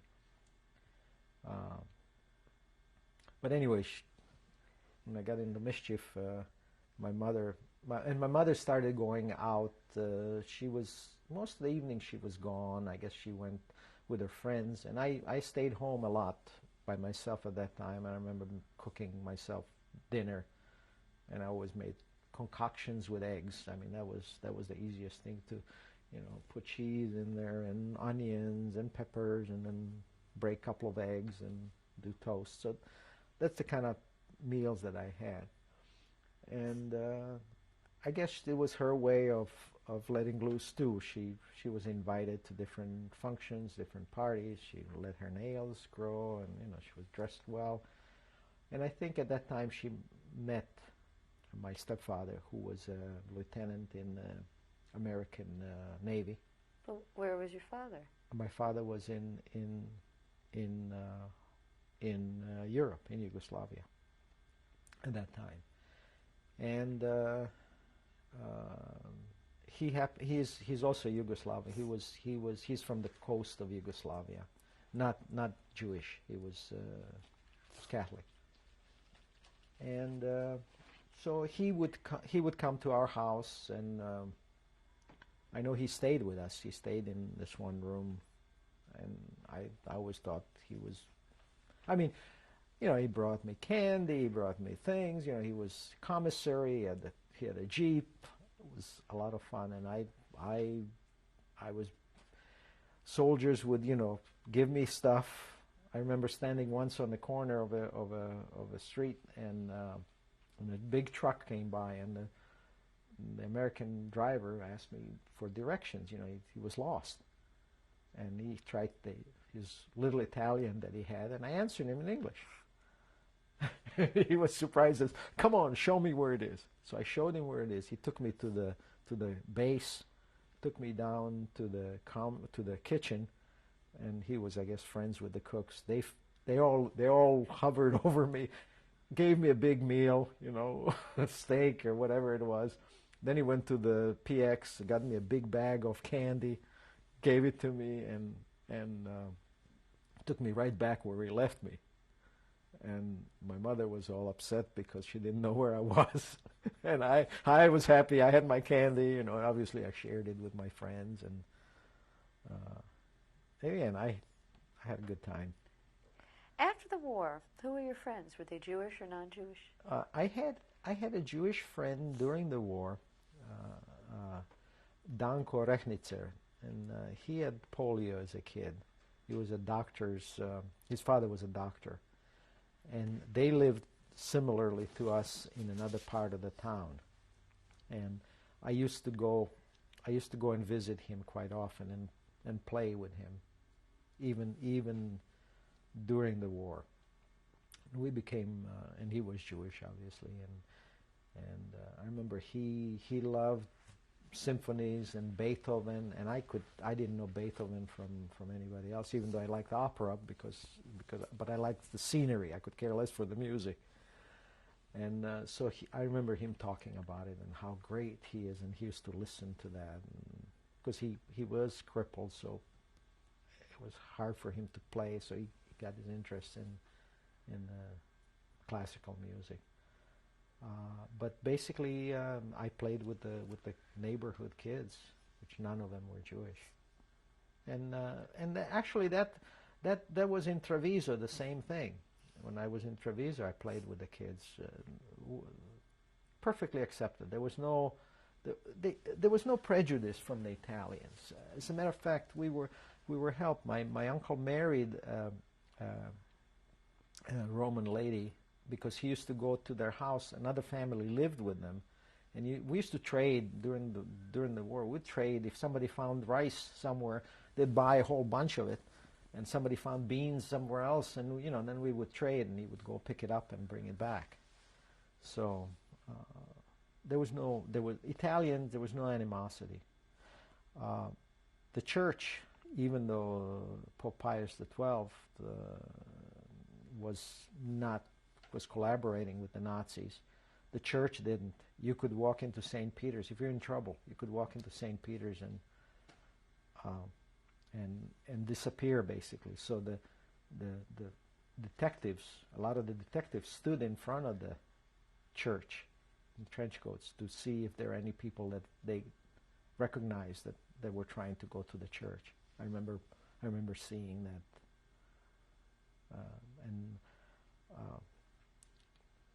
we were helped. We got assistance from the priests and the church. Yeah. We were talking about post-war.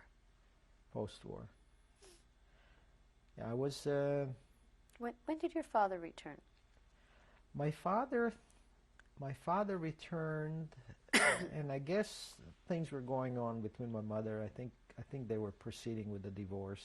I wasn't aware of it. And he came back. I don't remember when exactly, but he came back, and I was just thrilled to see him again. And I guess the arrangement was that he was going to take me back to Yugoslavia because my grandmother, my father's mother, had cancer, and she was dying in a hospital, and she wanted to see me. That was the story that I know. And so I left with my father, and he was going to bring me back, supposedly. Again, I don't know the truth of it.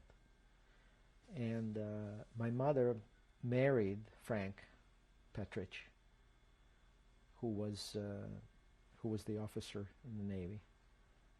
And I left with my father to go back to Zagreb to see my grandmother. What year was that? That was 1945. Okay. We're going to stop and change Okay. tapes. Post-war. Post-war, so anyway, my father came to Rome, and he took me back to Zagreb to see my grandmother, who was dying. She did cancer, and she was all yellow on the liver. And how had she survived? She survived by being hidden by the Muslim people outside of Sarajevo. They had some friends, and the whole family, she and her husband and the two daughters, my aunts, Beba and Rozhika, all lived together. They never married, so they always stayed together. And after the war, they came back to Zagreb, and they ended up living in. One of the aunts owned an apartment, so they ended up moving in the apartments. We could not get back into our house on Zvonimirova, on our apartment, because that was taken over by the Ustaše and then later on by the communists, so it was basically an office building. So we ended up living in the apartment that they owned. Actually, it wasn't the apartment that they owned, it was an apartment above it. They owned the apartment below, but you couldn't, because of the laws, you couldn't kick the people out, so they ended up there. Anyway, that's minor details. then I found out that I wasn't going back to Rome to join my mother. Instead, they enrolled me in a junior high school, and I attended 3 years of junior high. By that time, the communists took over, and again, I was just a schoolboy, and I really didn't fully understand what was going on, and I suspected my aunt. I realized that my parents were getting divorced, and I suspected my aunt of masterminding the whole thing, because, and again, how kids get impressions. One of the officials came to the house and says, "I have these papers that you need to sign."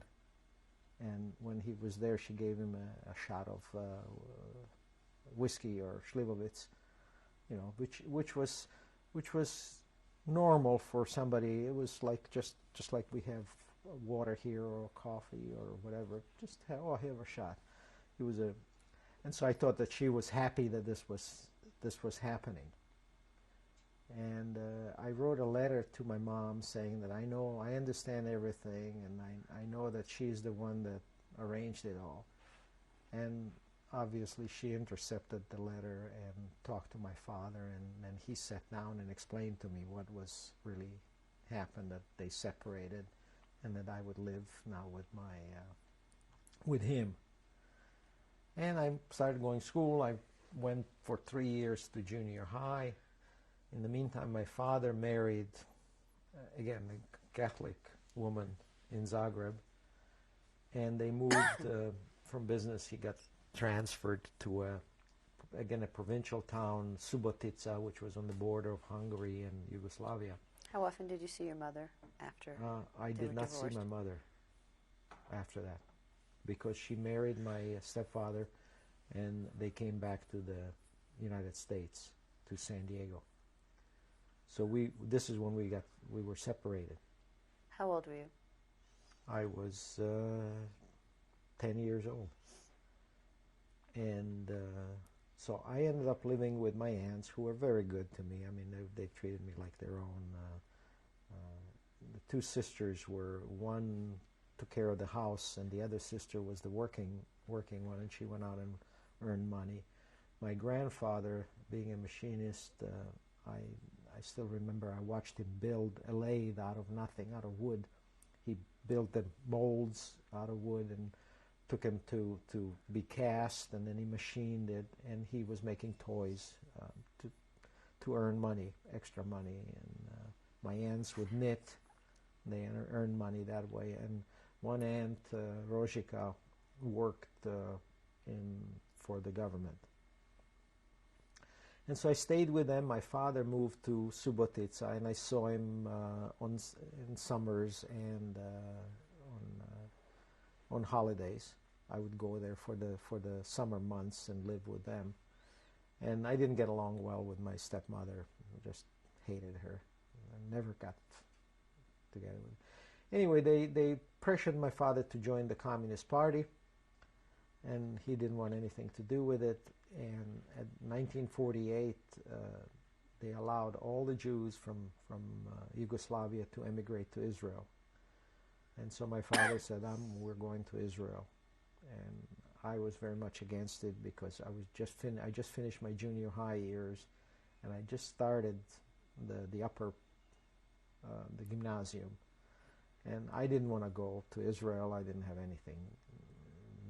I didn't know anything about Jewish religion or Zionism or anything like that. Why? I didn't want to leave my friends, so I was very unhappy. But my father said, no, we have to leave. I cannot stay here.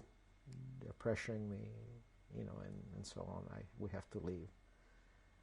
And so we packed our bags and packed our suitcases and took a terrible trip on a ship, Kefalos. It was called Kefalos, that left Yugoslavia, and I don't take well to ocean travel. I don't think I think I vomited everything I ate up for the whole trip. I was just a sick puppy. And but the ship was actually a prisoner of war ship that was transporting German prisoners to the United States. It was a transport ship, so it was 3 levels of wooden sections, and each one had 3 levels of sleeping beds. It was, and we were like one of the second one down below, way down in the bowels. Anyway, we got to Israel in 1948, went to a camp, and most of the kids were sent off to a kibbutz. And so I ended up on a kibbutz in Hazorea, which was Hashomer Hatzair. It was a socialist kibbutz. How did that affect you now being shipped off to a new country and separated from your family? I wasn't happy. I was very unhappy with the whole situation. I didn't. First of all, I stopped my education. Hebrew was very difficult for me because I didn't have any background. As a matter of fact, I remember in the port of Haifa looking through the porthole, and there was a poster, and it said TAN, and then there was a crate with wings on it, and above it was Eged. And I thought, what is the crates? Is that crates of eggs? And tan, how does that fit together? Well, if you think about it, it was Aleph, Gimel, Daled, Eged, which was the transportation company. But I didn't even know that this was Hebrew. That's how little I knew of Hebrew. 0. So I was reading it tan backwards. What was the situation with your mother? I mean, why was it that you... I still don't know for sure. I think there was... My mother said that the arrangement was for me to come back, that she had me on her passport, and my dad was supposed to return her. It could be my father's mean streak, that he was going to get revenge and not send me back.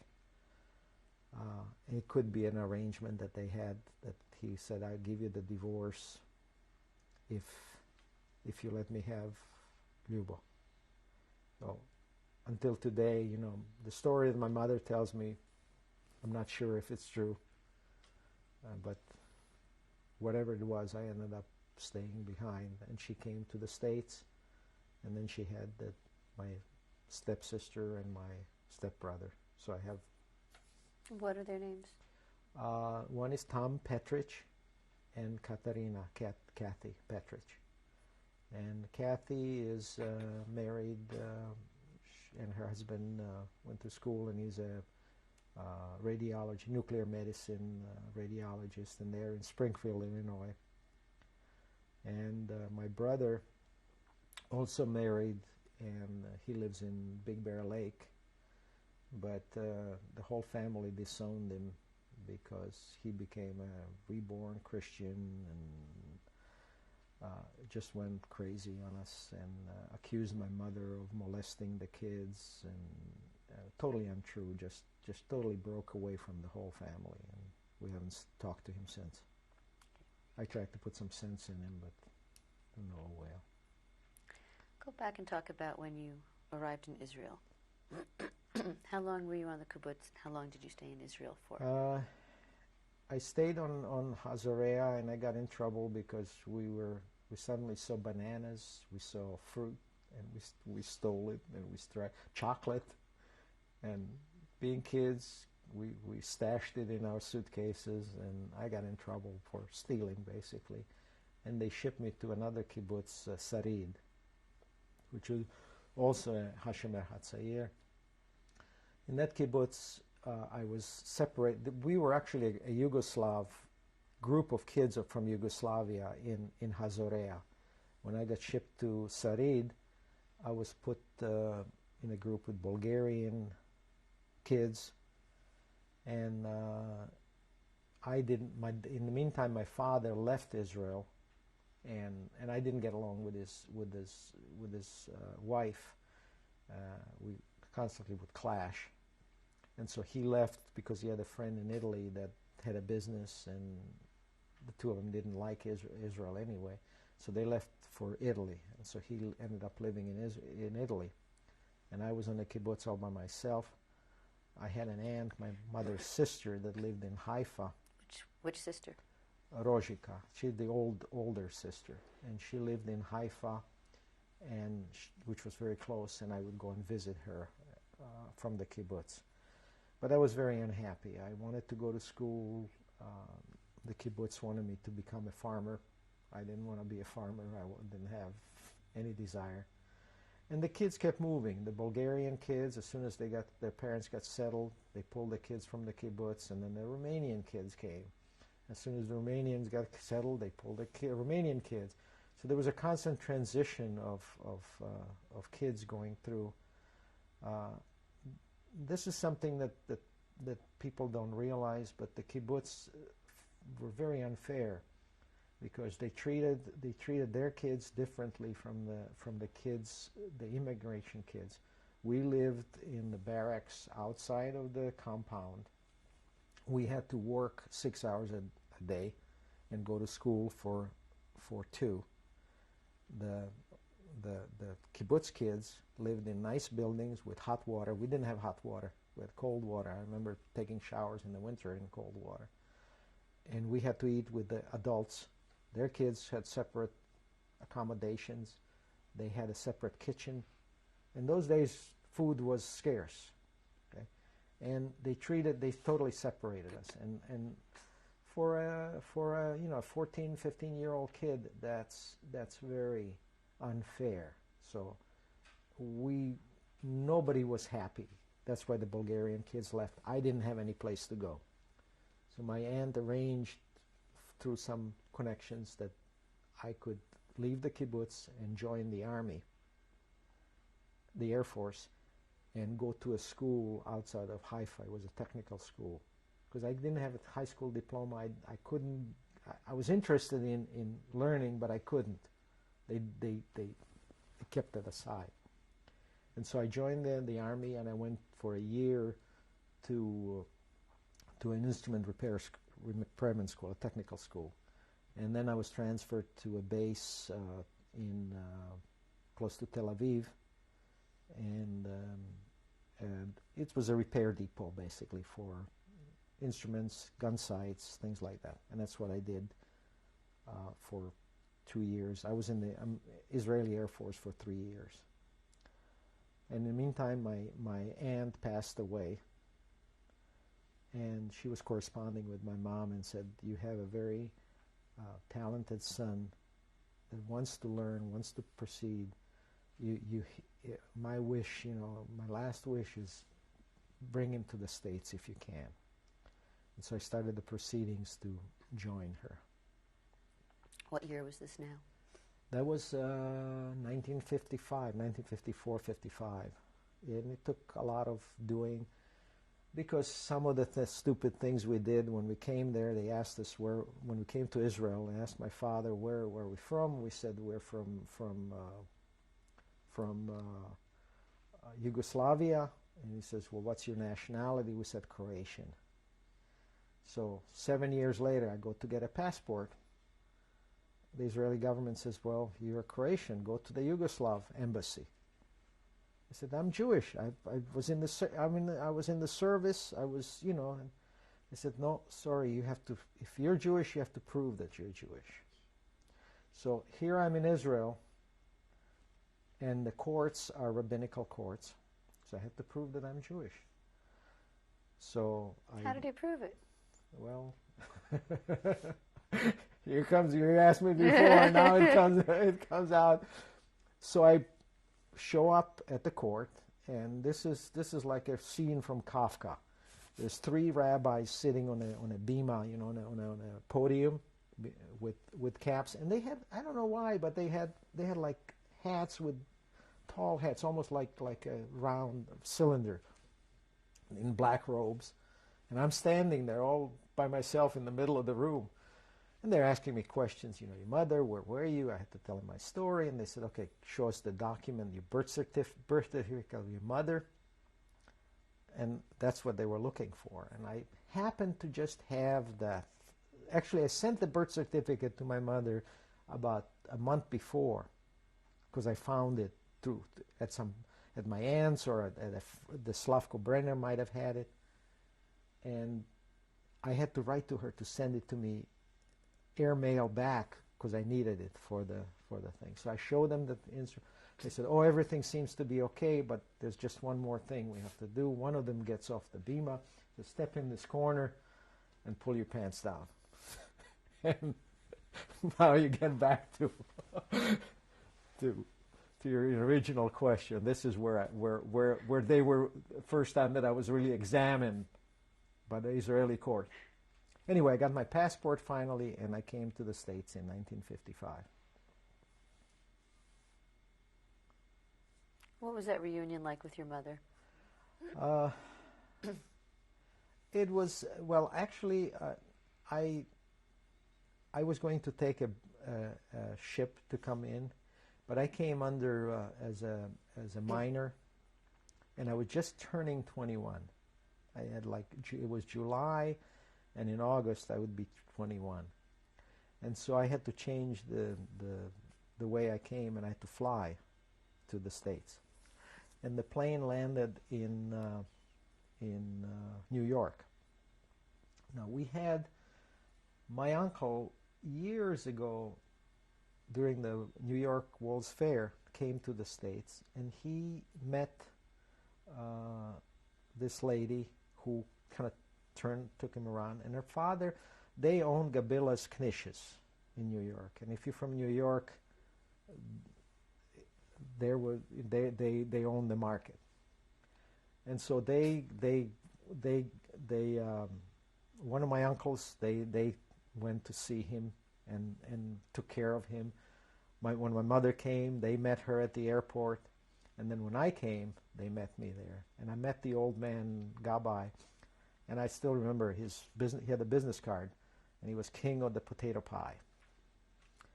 And I read Sinclair Lewis books, you know, of King of the Coal and King of the Steel, and I finally met a king of the industry, Canisius. And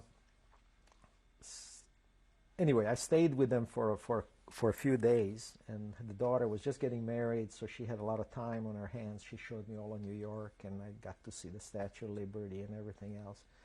And I got on a plane, and I landed in San Diego, and finally reunited with my mom. And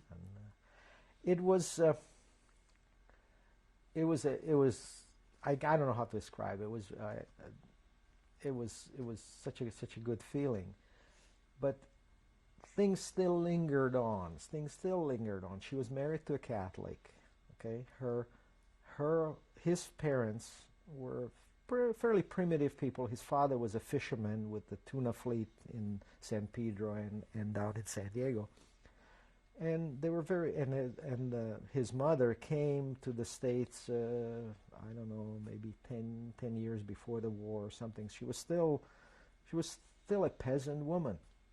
Were your brother and sister? They were Catholic.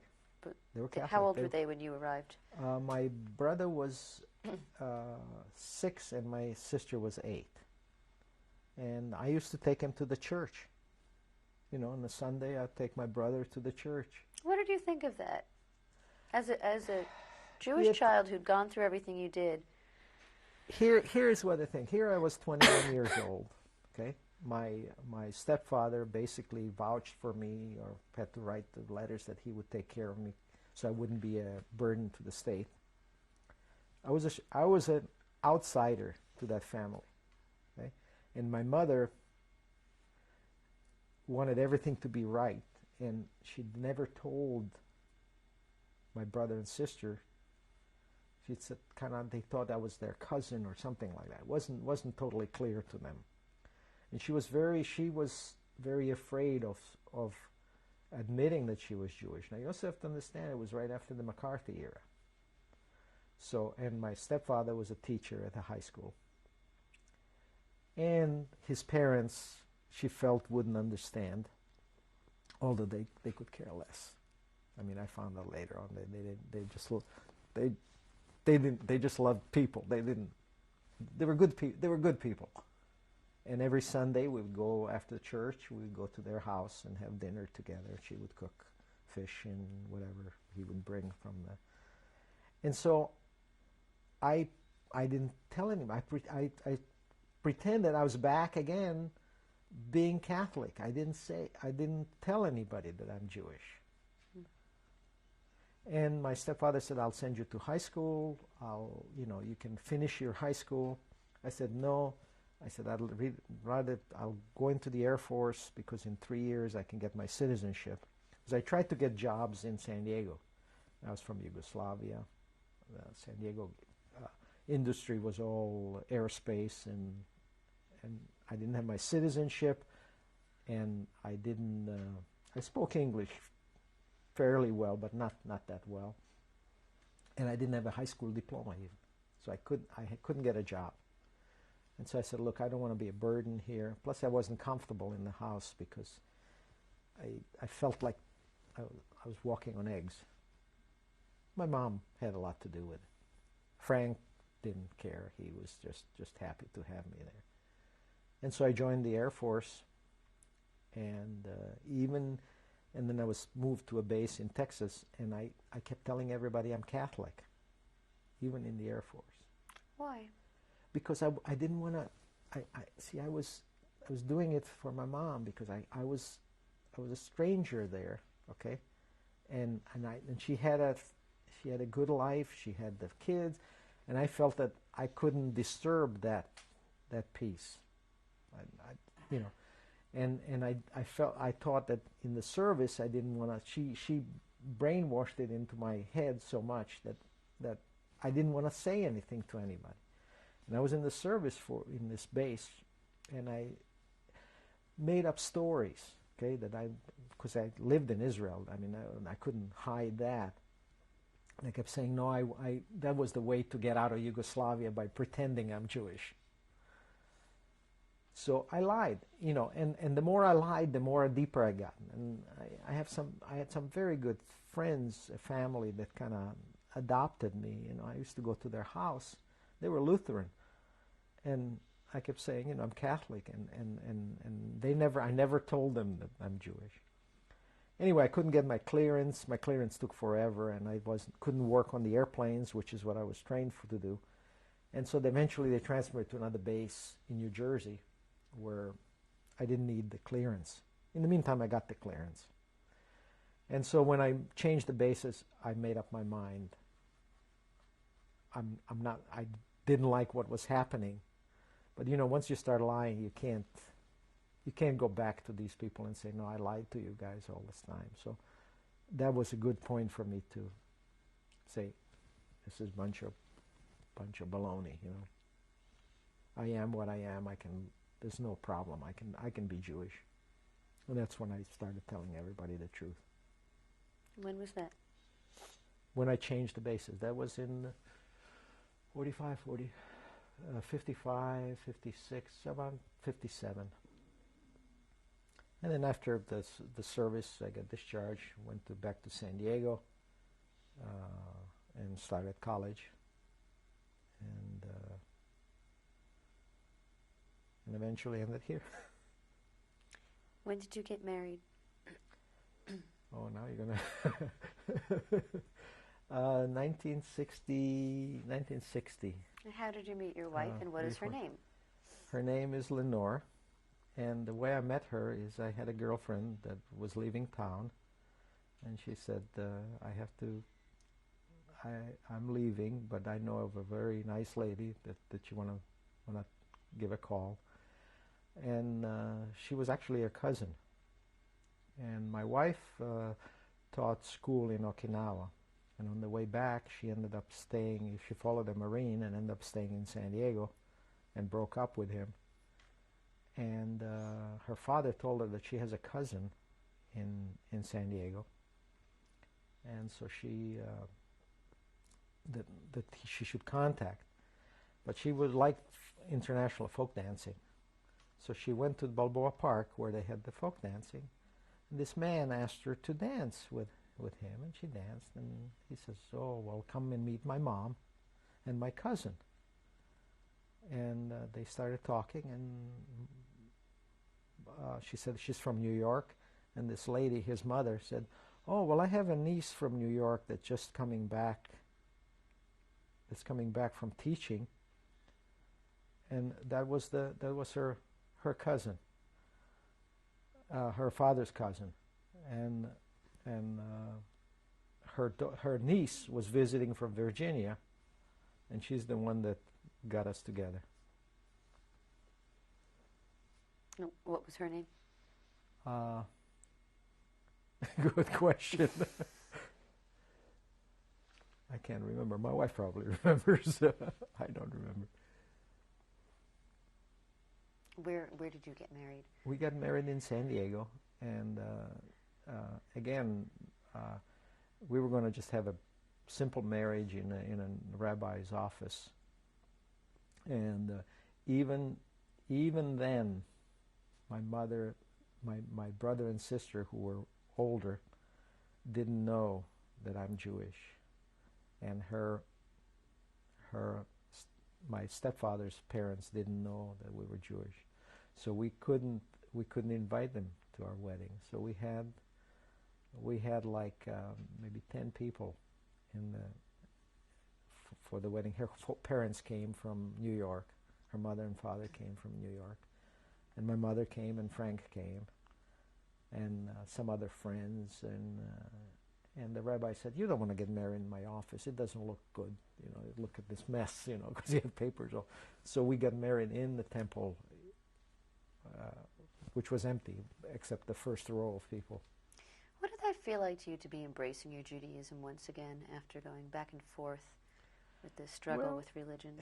See, I try to, again, I keep thinking I'm totally free, and I broke through that jail, and the way I did it is just to kept expanding it, and in a way it's not threatening anymore, and it's not.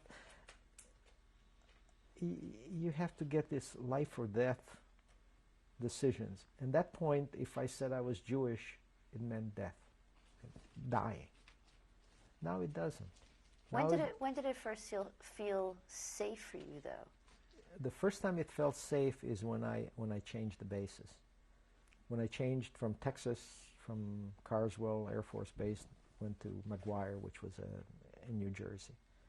And at that point, again, even I could realize what I was doing to myself by lying, because people would ask me, "Well, how did your mother get married?" Catholic friends would ask me, "How did she get married? There's no divorce in the Catholic Church. How did she separate from your father?"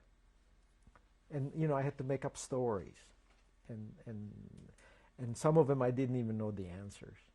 And I'm talking about the girlfriends that I dated. They would ask me these questions, and sometimes I had to make up these things. And I finally got tired of doing that. I realized what I was doing. We're going to stop and change tapes. Okay. With Louis Pecci. I guess maybe probably to sum it up is when it felt safe. If it didn't feel safe, I wouldn't say it. Did you practice religion in your home after you were married? No. Both of us were not religious, and it's interesting that when my son was became 13, he didn't say much, but then all his friends started having bar mitzvahs, or getting ready for bar mitzvahs. And he says, "I'd like to have a bar mitzvah." But this was like 6 months or before he was 13. And actually, when I came to San Diego after the service, I started teaching at the synagogues. I started teaching Hebrew to support myself. And so that was my connection with the synagogue. There was a synagogue in Chula Vista, close to the Mexican border. And I taught there Sunday school, and I tutored Hebrew, and that's how I put myself through college, because I didn't have any support. And I ran into some very, very strange things. In one of the synagogues, I had a friend that was Israeli, and she was teaching also Hebrew. And next thing you know, her whole book was marked up. And the rabbi marked it up because she put pluses and minuses. And his thinking was, you can't put crosses in a Jewish book. He considered the pluses. So there were a lot of things that I didn't like on the other end of the spectrum. And so I was never part of anything organized. It was a way that I didn't like being in any organized religion, any organized organization, and I did it mostly out of necessity when I had to, but I didn't want any part of it. So I raised my kids to be human beings, not Jews, not Catholics. At least that was my view. But anyway, my son did want to have a bar mitzvah. I said, fine. Look, I speak Hebrew. Let's find out what your passage is. We practiced. I phonetically translated for him. And we went out and bought a cup of wine, and we rehearsed it, and we had it in our house. What are the names of your children, and when were they born?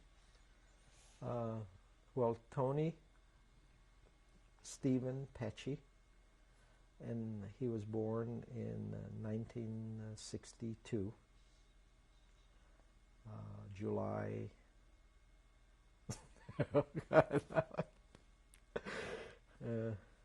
July 7th, and then Nina Beth Pecci, and she was born in 1964, and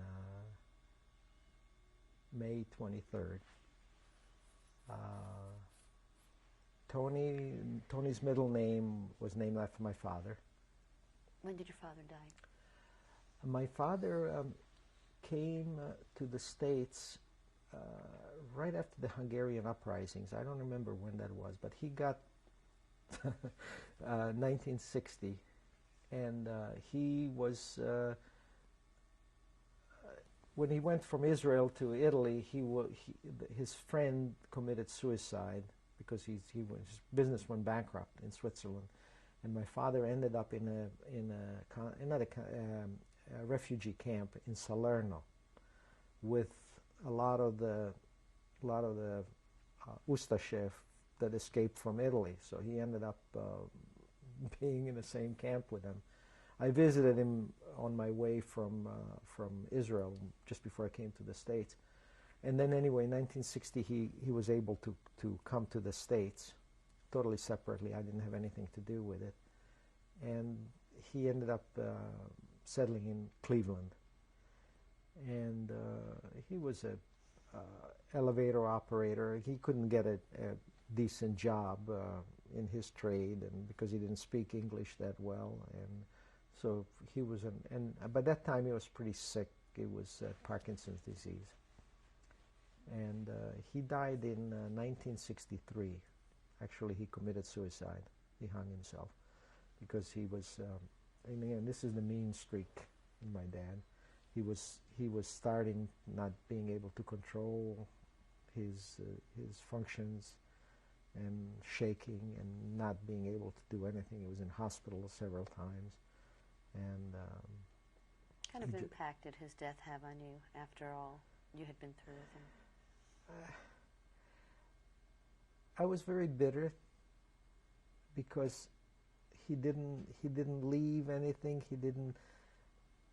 Again, I didn't get along with his wife. I had tremendous fights with his wife because she was. First of all, she kind of pushed him out of Yugoslavia because she couldn't stand the communists. Then when they were in Israel, she couldn't stand the Jews. Okay, then in Italy, she couldn't stand the fascists that they were with the Ustache that she was with.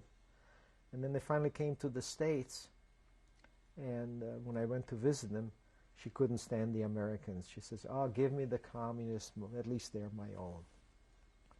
And so there was always, she was not a happy woman. What was her name? You've never Mia. mentioned her name. Mia Dokic was her first name. She came from a very prominent Zagreb family.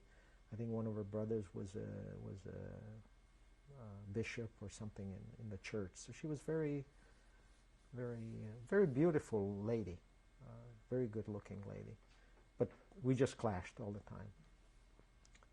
Anyway, he passed away, and the effect on me was mostly I was bitter because there was no communications. Why? You know, if you let me know, I would have helped. I would have done something, but there was never. It was just a break. And later on, she sent me a letter, and it's kind of sad because he wanted to be cremated. It was his last will that he did write, and no mention of me, but just taking. He says, "I want my ashes scattered in my beautiful Sarajevo," and I just found it, and I thought to myself, yeah, because she took the urn. My stepmother took the urn, and she couldn't do it in Yugoslavia when she went back. And so ended up, his ashes are in a grave, in a family grave in Zagreb, which still survives. We were there, I took my wife and Nina, and my grandfather is not buried there, obviously, because he passed away, but her mother was buried there, my grandmother, my grandfather, from father's side, and they have plaques for the people that were killed in the camps. And then my father is buried there. How do you think your experiences affected the way you raised your children?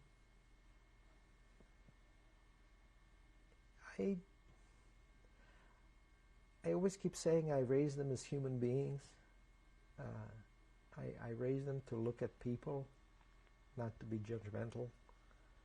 I never understood the concept, or at least I don't see the concept. You know, I talk to some people and they say, I hate the Germans. I hate the Germans. I can't grasp that concept. It's people. They're good Germans, they're bad Germans, they're German Germans, same as Israelis. They're good Israelis, they're bad Israelis. I always look for the good in people, and I try to let them know that there's good in every person. I was lucky through my life. I met some good people, and people that helped, and that's how I try to raise them. And thank goodness they've grown up to be very sensitive people. My daughter is very, very caring.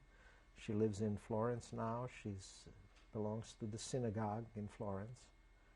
She pretty much helps run the English-speaking group. My son ended up marrying, he always said, I'll marry a Jewish girl. That's all I would marry. He ended up marrying a Catholic girl. Lovely. They were married by a priest and a rabbi. Actually, I like the priest better than the rabbi at their wedding, but he was a Spanish, very feisty individual. Spoke perfect Hebrew. And they have a young boy. What Danny, is his name? Danny Pecci. What is your daughter-in-law's name? Carol Laude is her name, and her parents are from German and Irish extraction. Her mother is very religious, and they're raising Danny to be aware of his Catholic heritage and Jewish heritage. Did you raise your children with the awareness of what your experiences were? Did you tell them your story? I told them the stories, but I didn't push it on them. I told them when they asked me about it or they wanted to know. But in many cases, it was really just a story. It wasn't the feelings, and as you can see, the story has the soundtrack, which are the feelings, and those I tend to suppress I don't let them out that often, but they do come out when they feel like it. If there was a message that you could give to your children, or to your grandchild, or any future grandchildren, or to future generations, what would you say? I would say there is good in everybody, and if you look for it, it's there.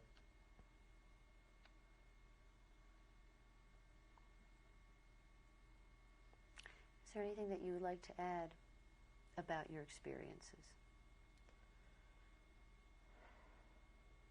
I think I'm very lucky. I'm a very lucky person. I feel I've been lucky. I mean, it's almost like taking the right turns in life somehow, and having maybe people telling me the right way to go. And I consider myself lucky. I live in a gorgeous place. I have a beautiful family. I have a beautiful wife, and we get along fine. We have friends. We have. I don't have to worry. I mean, I worry about things, but I basically don't have any major worries. I'm comfortable, and maybe that's a happy ending to a complicated story. Thank you very much. Thank you.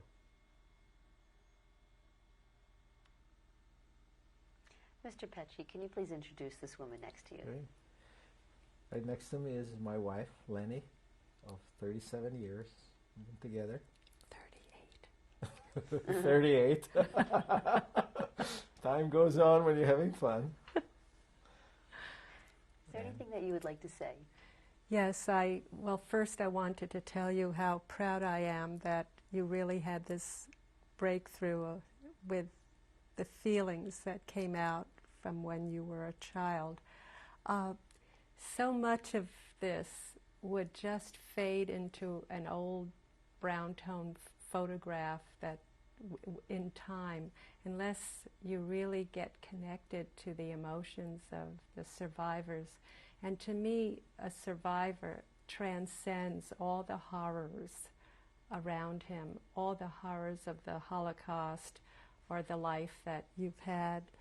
And it's the spirit that connects all of humanity, so that I feel connected. It's not only Lou's story, but it's my story and our children's story, and even people who are not Jewish. It's their story too, because when they hear the feelings and the emotions, this isn't just part of history, it's people that you love and know.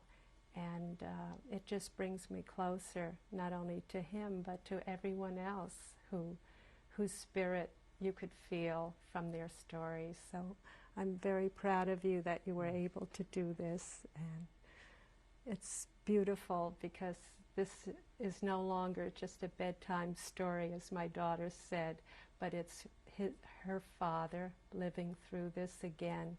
And it's a wonderful journey, and it's difficult to have taken, and that for that I am grateful that we have this for our children to hear and see. And I just love you, and I'm glad that this was able to take place. And I'm glad that I was able to talk about it and put it on video and then record it and record some of the feelings that I tried to push down, that keep coming up every once in a while. And what's beautiful is we have many friends who love Lou, and they just kept saying it's his spirit that we love. And now this connection, it's like a thread to his whole life, and that's the spirit that they see shining through, and it's a very beautiful thing, and it just makes us all feel a part of your life. So thank you. Thank you. Thank you. Okay, this picture is taken for Purim, about 1911, My mom is seated right to the right. What's her name? Her name is Piroshka, Pirika. And her last and, name? At that time was Sidon. And the lady in the middle is my grandmother, who I never met. She passed away before I was born. The only name that I know her from is Anyuka, which in Hungarian means mother, and that's what my mom called her. And she passed away when my mom was 12 years old. The gentleman next to her is my uncle. His name is Larry in English, but we called him Laci, Ladislav in Yugoslav. And the boy sitting right in the middle is my uncle Mark, and we called him Marci. Where was it taken? This was taken in Slavonski Brod, where my mom was born, and my grandfather owned the only furniture store in town, and that's where my mother's father lived, and that's the town that also my father's family lived, and that's, I think, how they met. So they became good friends. Okay, this is Ljubo in Zagreb, and I used to love to carry my rifle, and the policeman on the corner was my friend, and I used to salute him, and he would salute me. And one of my aunts tells me that when I would get mad, I would take my rifle and point it and say, "Spucat ću te, I'll shoot you," and that was my way of. What year was this taken? This was taken in 1938, 39. And what was your full name at the time? My name was, at that time, was Ljubomir Peći, but I was always known as Ljubo, or diminutive Lupček. This is Ljubomir Peći, Ljubo. This is myself, taken just before the break of the war of 1941. Where? I assume it was taken in Zagreb, the town that I lived in. This is a picture taken by my aunt, by my aunt, as a matter of fact, of my cousin volunteering to work in a camp. And that was the rouse that they used to round up all the able-bodied people. What was your cousin's name? My cousin's name was Srećko Tkalčić. And which was your aunt that took the picture? And Rožika Tkalčić. And he was, at that time, it was about 20, probably 22, 23. He was going to the university, and some of the people with him are his friends. In the background, if you look at it, there is a Ustasha soldiers with a rifle on his shoulder. What year was this taken? This was taken in 1941. And what city? And the city is Zagreb. They are headed to basically a concentration camp, Jasenovac. This is a picture of the sign that all the Jews in Zagreb had to wear, and all the adults had to wear it prominently displayed on their coats. And it's a metal circle with yellow with the letter Z in the middle, and mean? A hook, and Ž. It's pronounced Ž in Serbo-Croatian, and it means Židov, which means Jew. What year did you get this? This was this we had to wear in 1941. There came a proclamation that said that all the Jews have to wear that when they are out on the street. Okay, this is a picture of Ljubomir Peći, myself, Ljubo, taken around 1942. It was the picture of the First Communion that I took while hiding as a Catholic with my aunt in Slavonski Brod. Okay, this is a picture of my mom, Piroshka Pechi, and my father, Stjepan Pechi, taken in Treviso, where they were interned as internati di guerra, which means that they had to stay in the city and report to the police, and they were not allowed to leave the town. And the picture was taken 1942, 43. This picture was taken in 1941, 42, while we were in Venice. This was right after Badoglio revolted against the Germans, and we were not required to be, we were free citizens and could move around, so we moved to Venice. And that's myself, Ljubo Pechi, and my mom, Piroshka Pechi. And we're on Piazza San Marco in Venice, just before the German occupied the city. Okay, this is a picture of my father, taken somewhere in Yugoslavia. Looks like a coastal town. His name is Stjepan Pechi, and he's in a partisan uniform. He joined the partisans as managing the motor pool. What year was it taken? This was taken 1940, 44, 45, no, 1945, after the... This is a picture of my grandfather, Ljudevit Pechi. He's my father's father. This was taken on his 80th birthday, around 1950, and he's seated with his grandchildren, great-grandchildren, my cousin Hansi's daughter, and my cousin's Greta's daughter on his right. Do you know their names?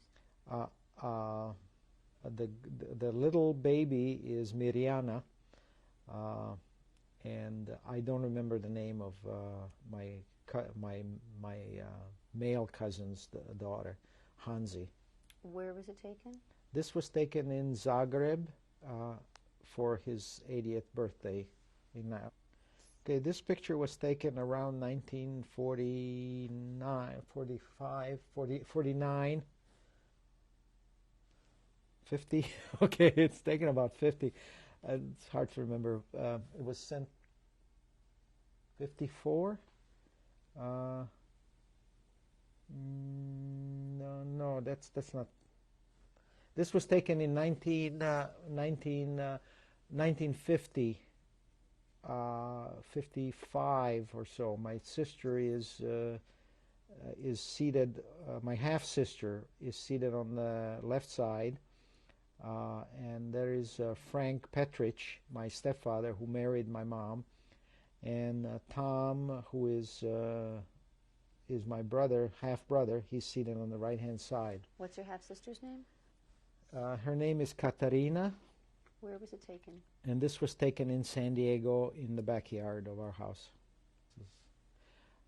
This is a picture of myself, Louis Pechi, and my wife, Lenore, taken about 3 months after our wedding, after everybody asked us for a wedding picture. And this was taken in 1960 in San Diego.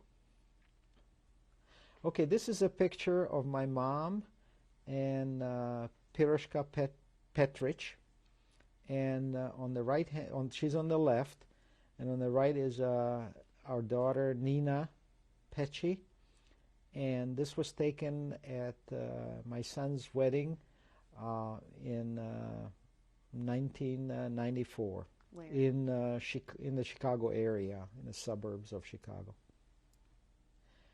This picture was taken in 1994. It's the wedding of Carol Laude to Tony Pechi, and it was taken outside of Chicago. And this is a picture of Danny Pecci.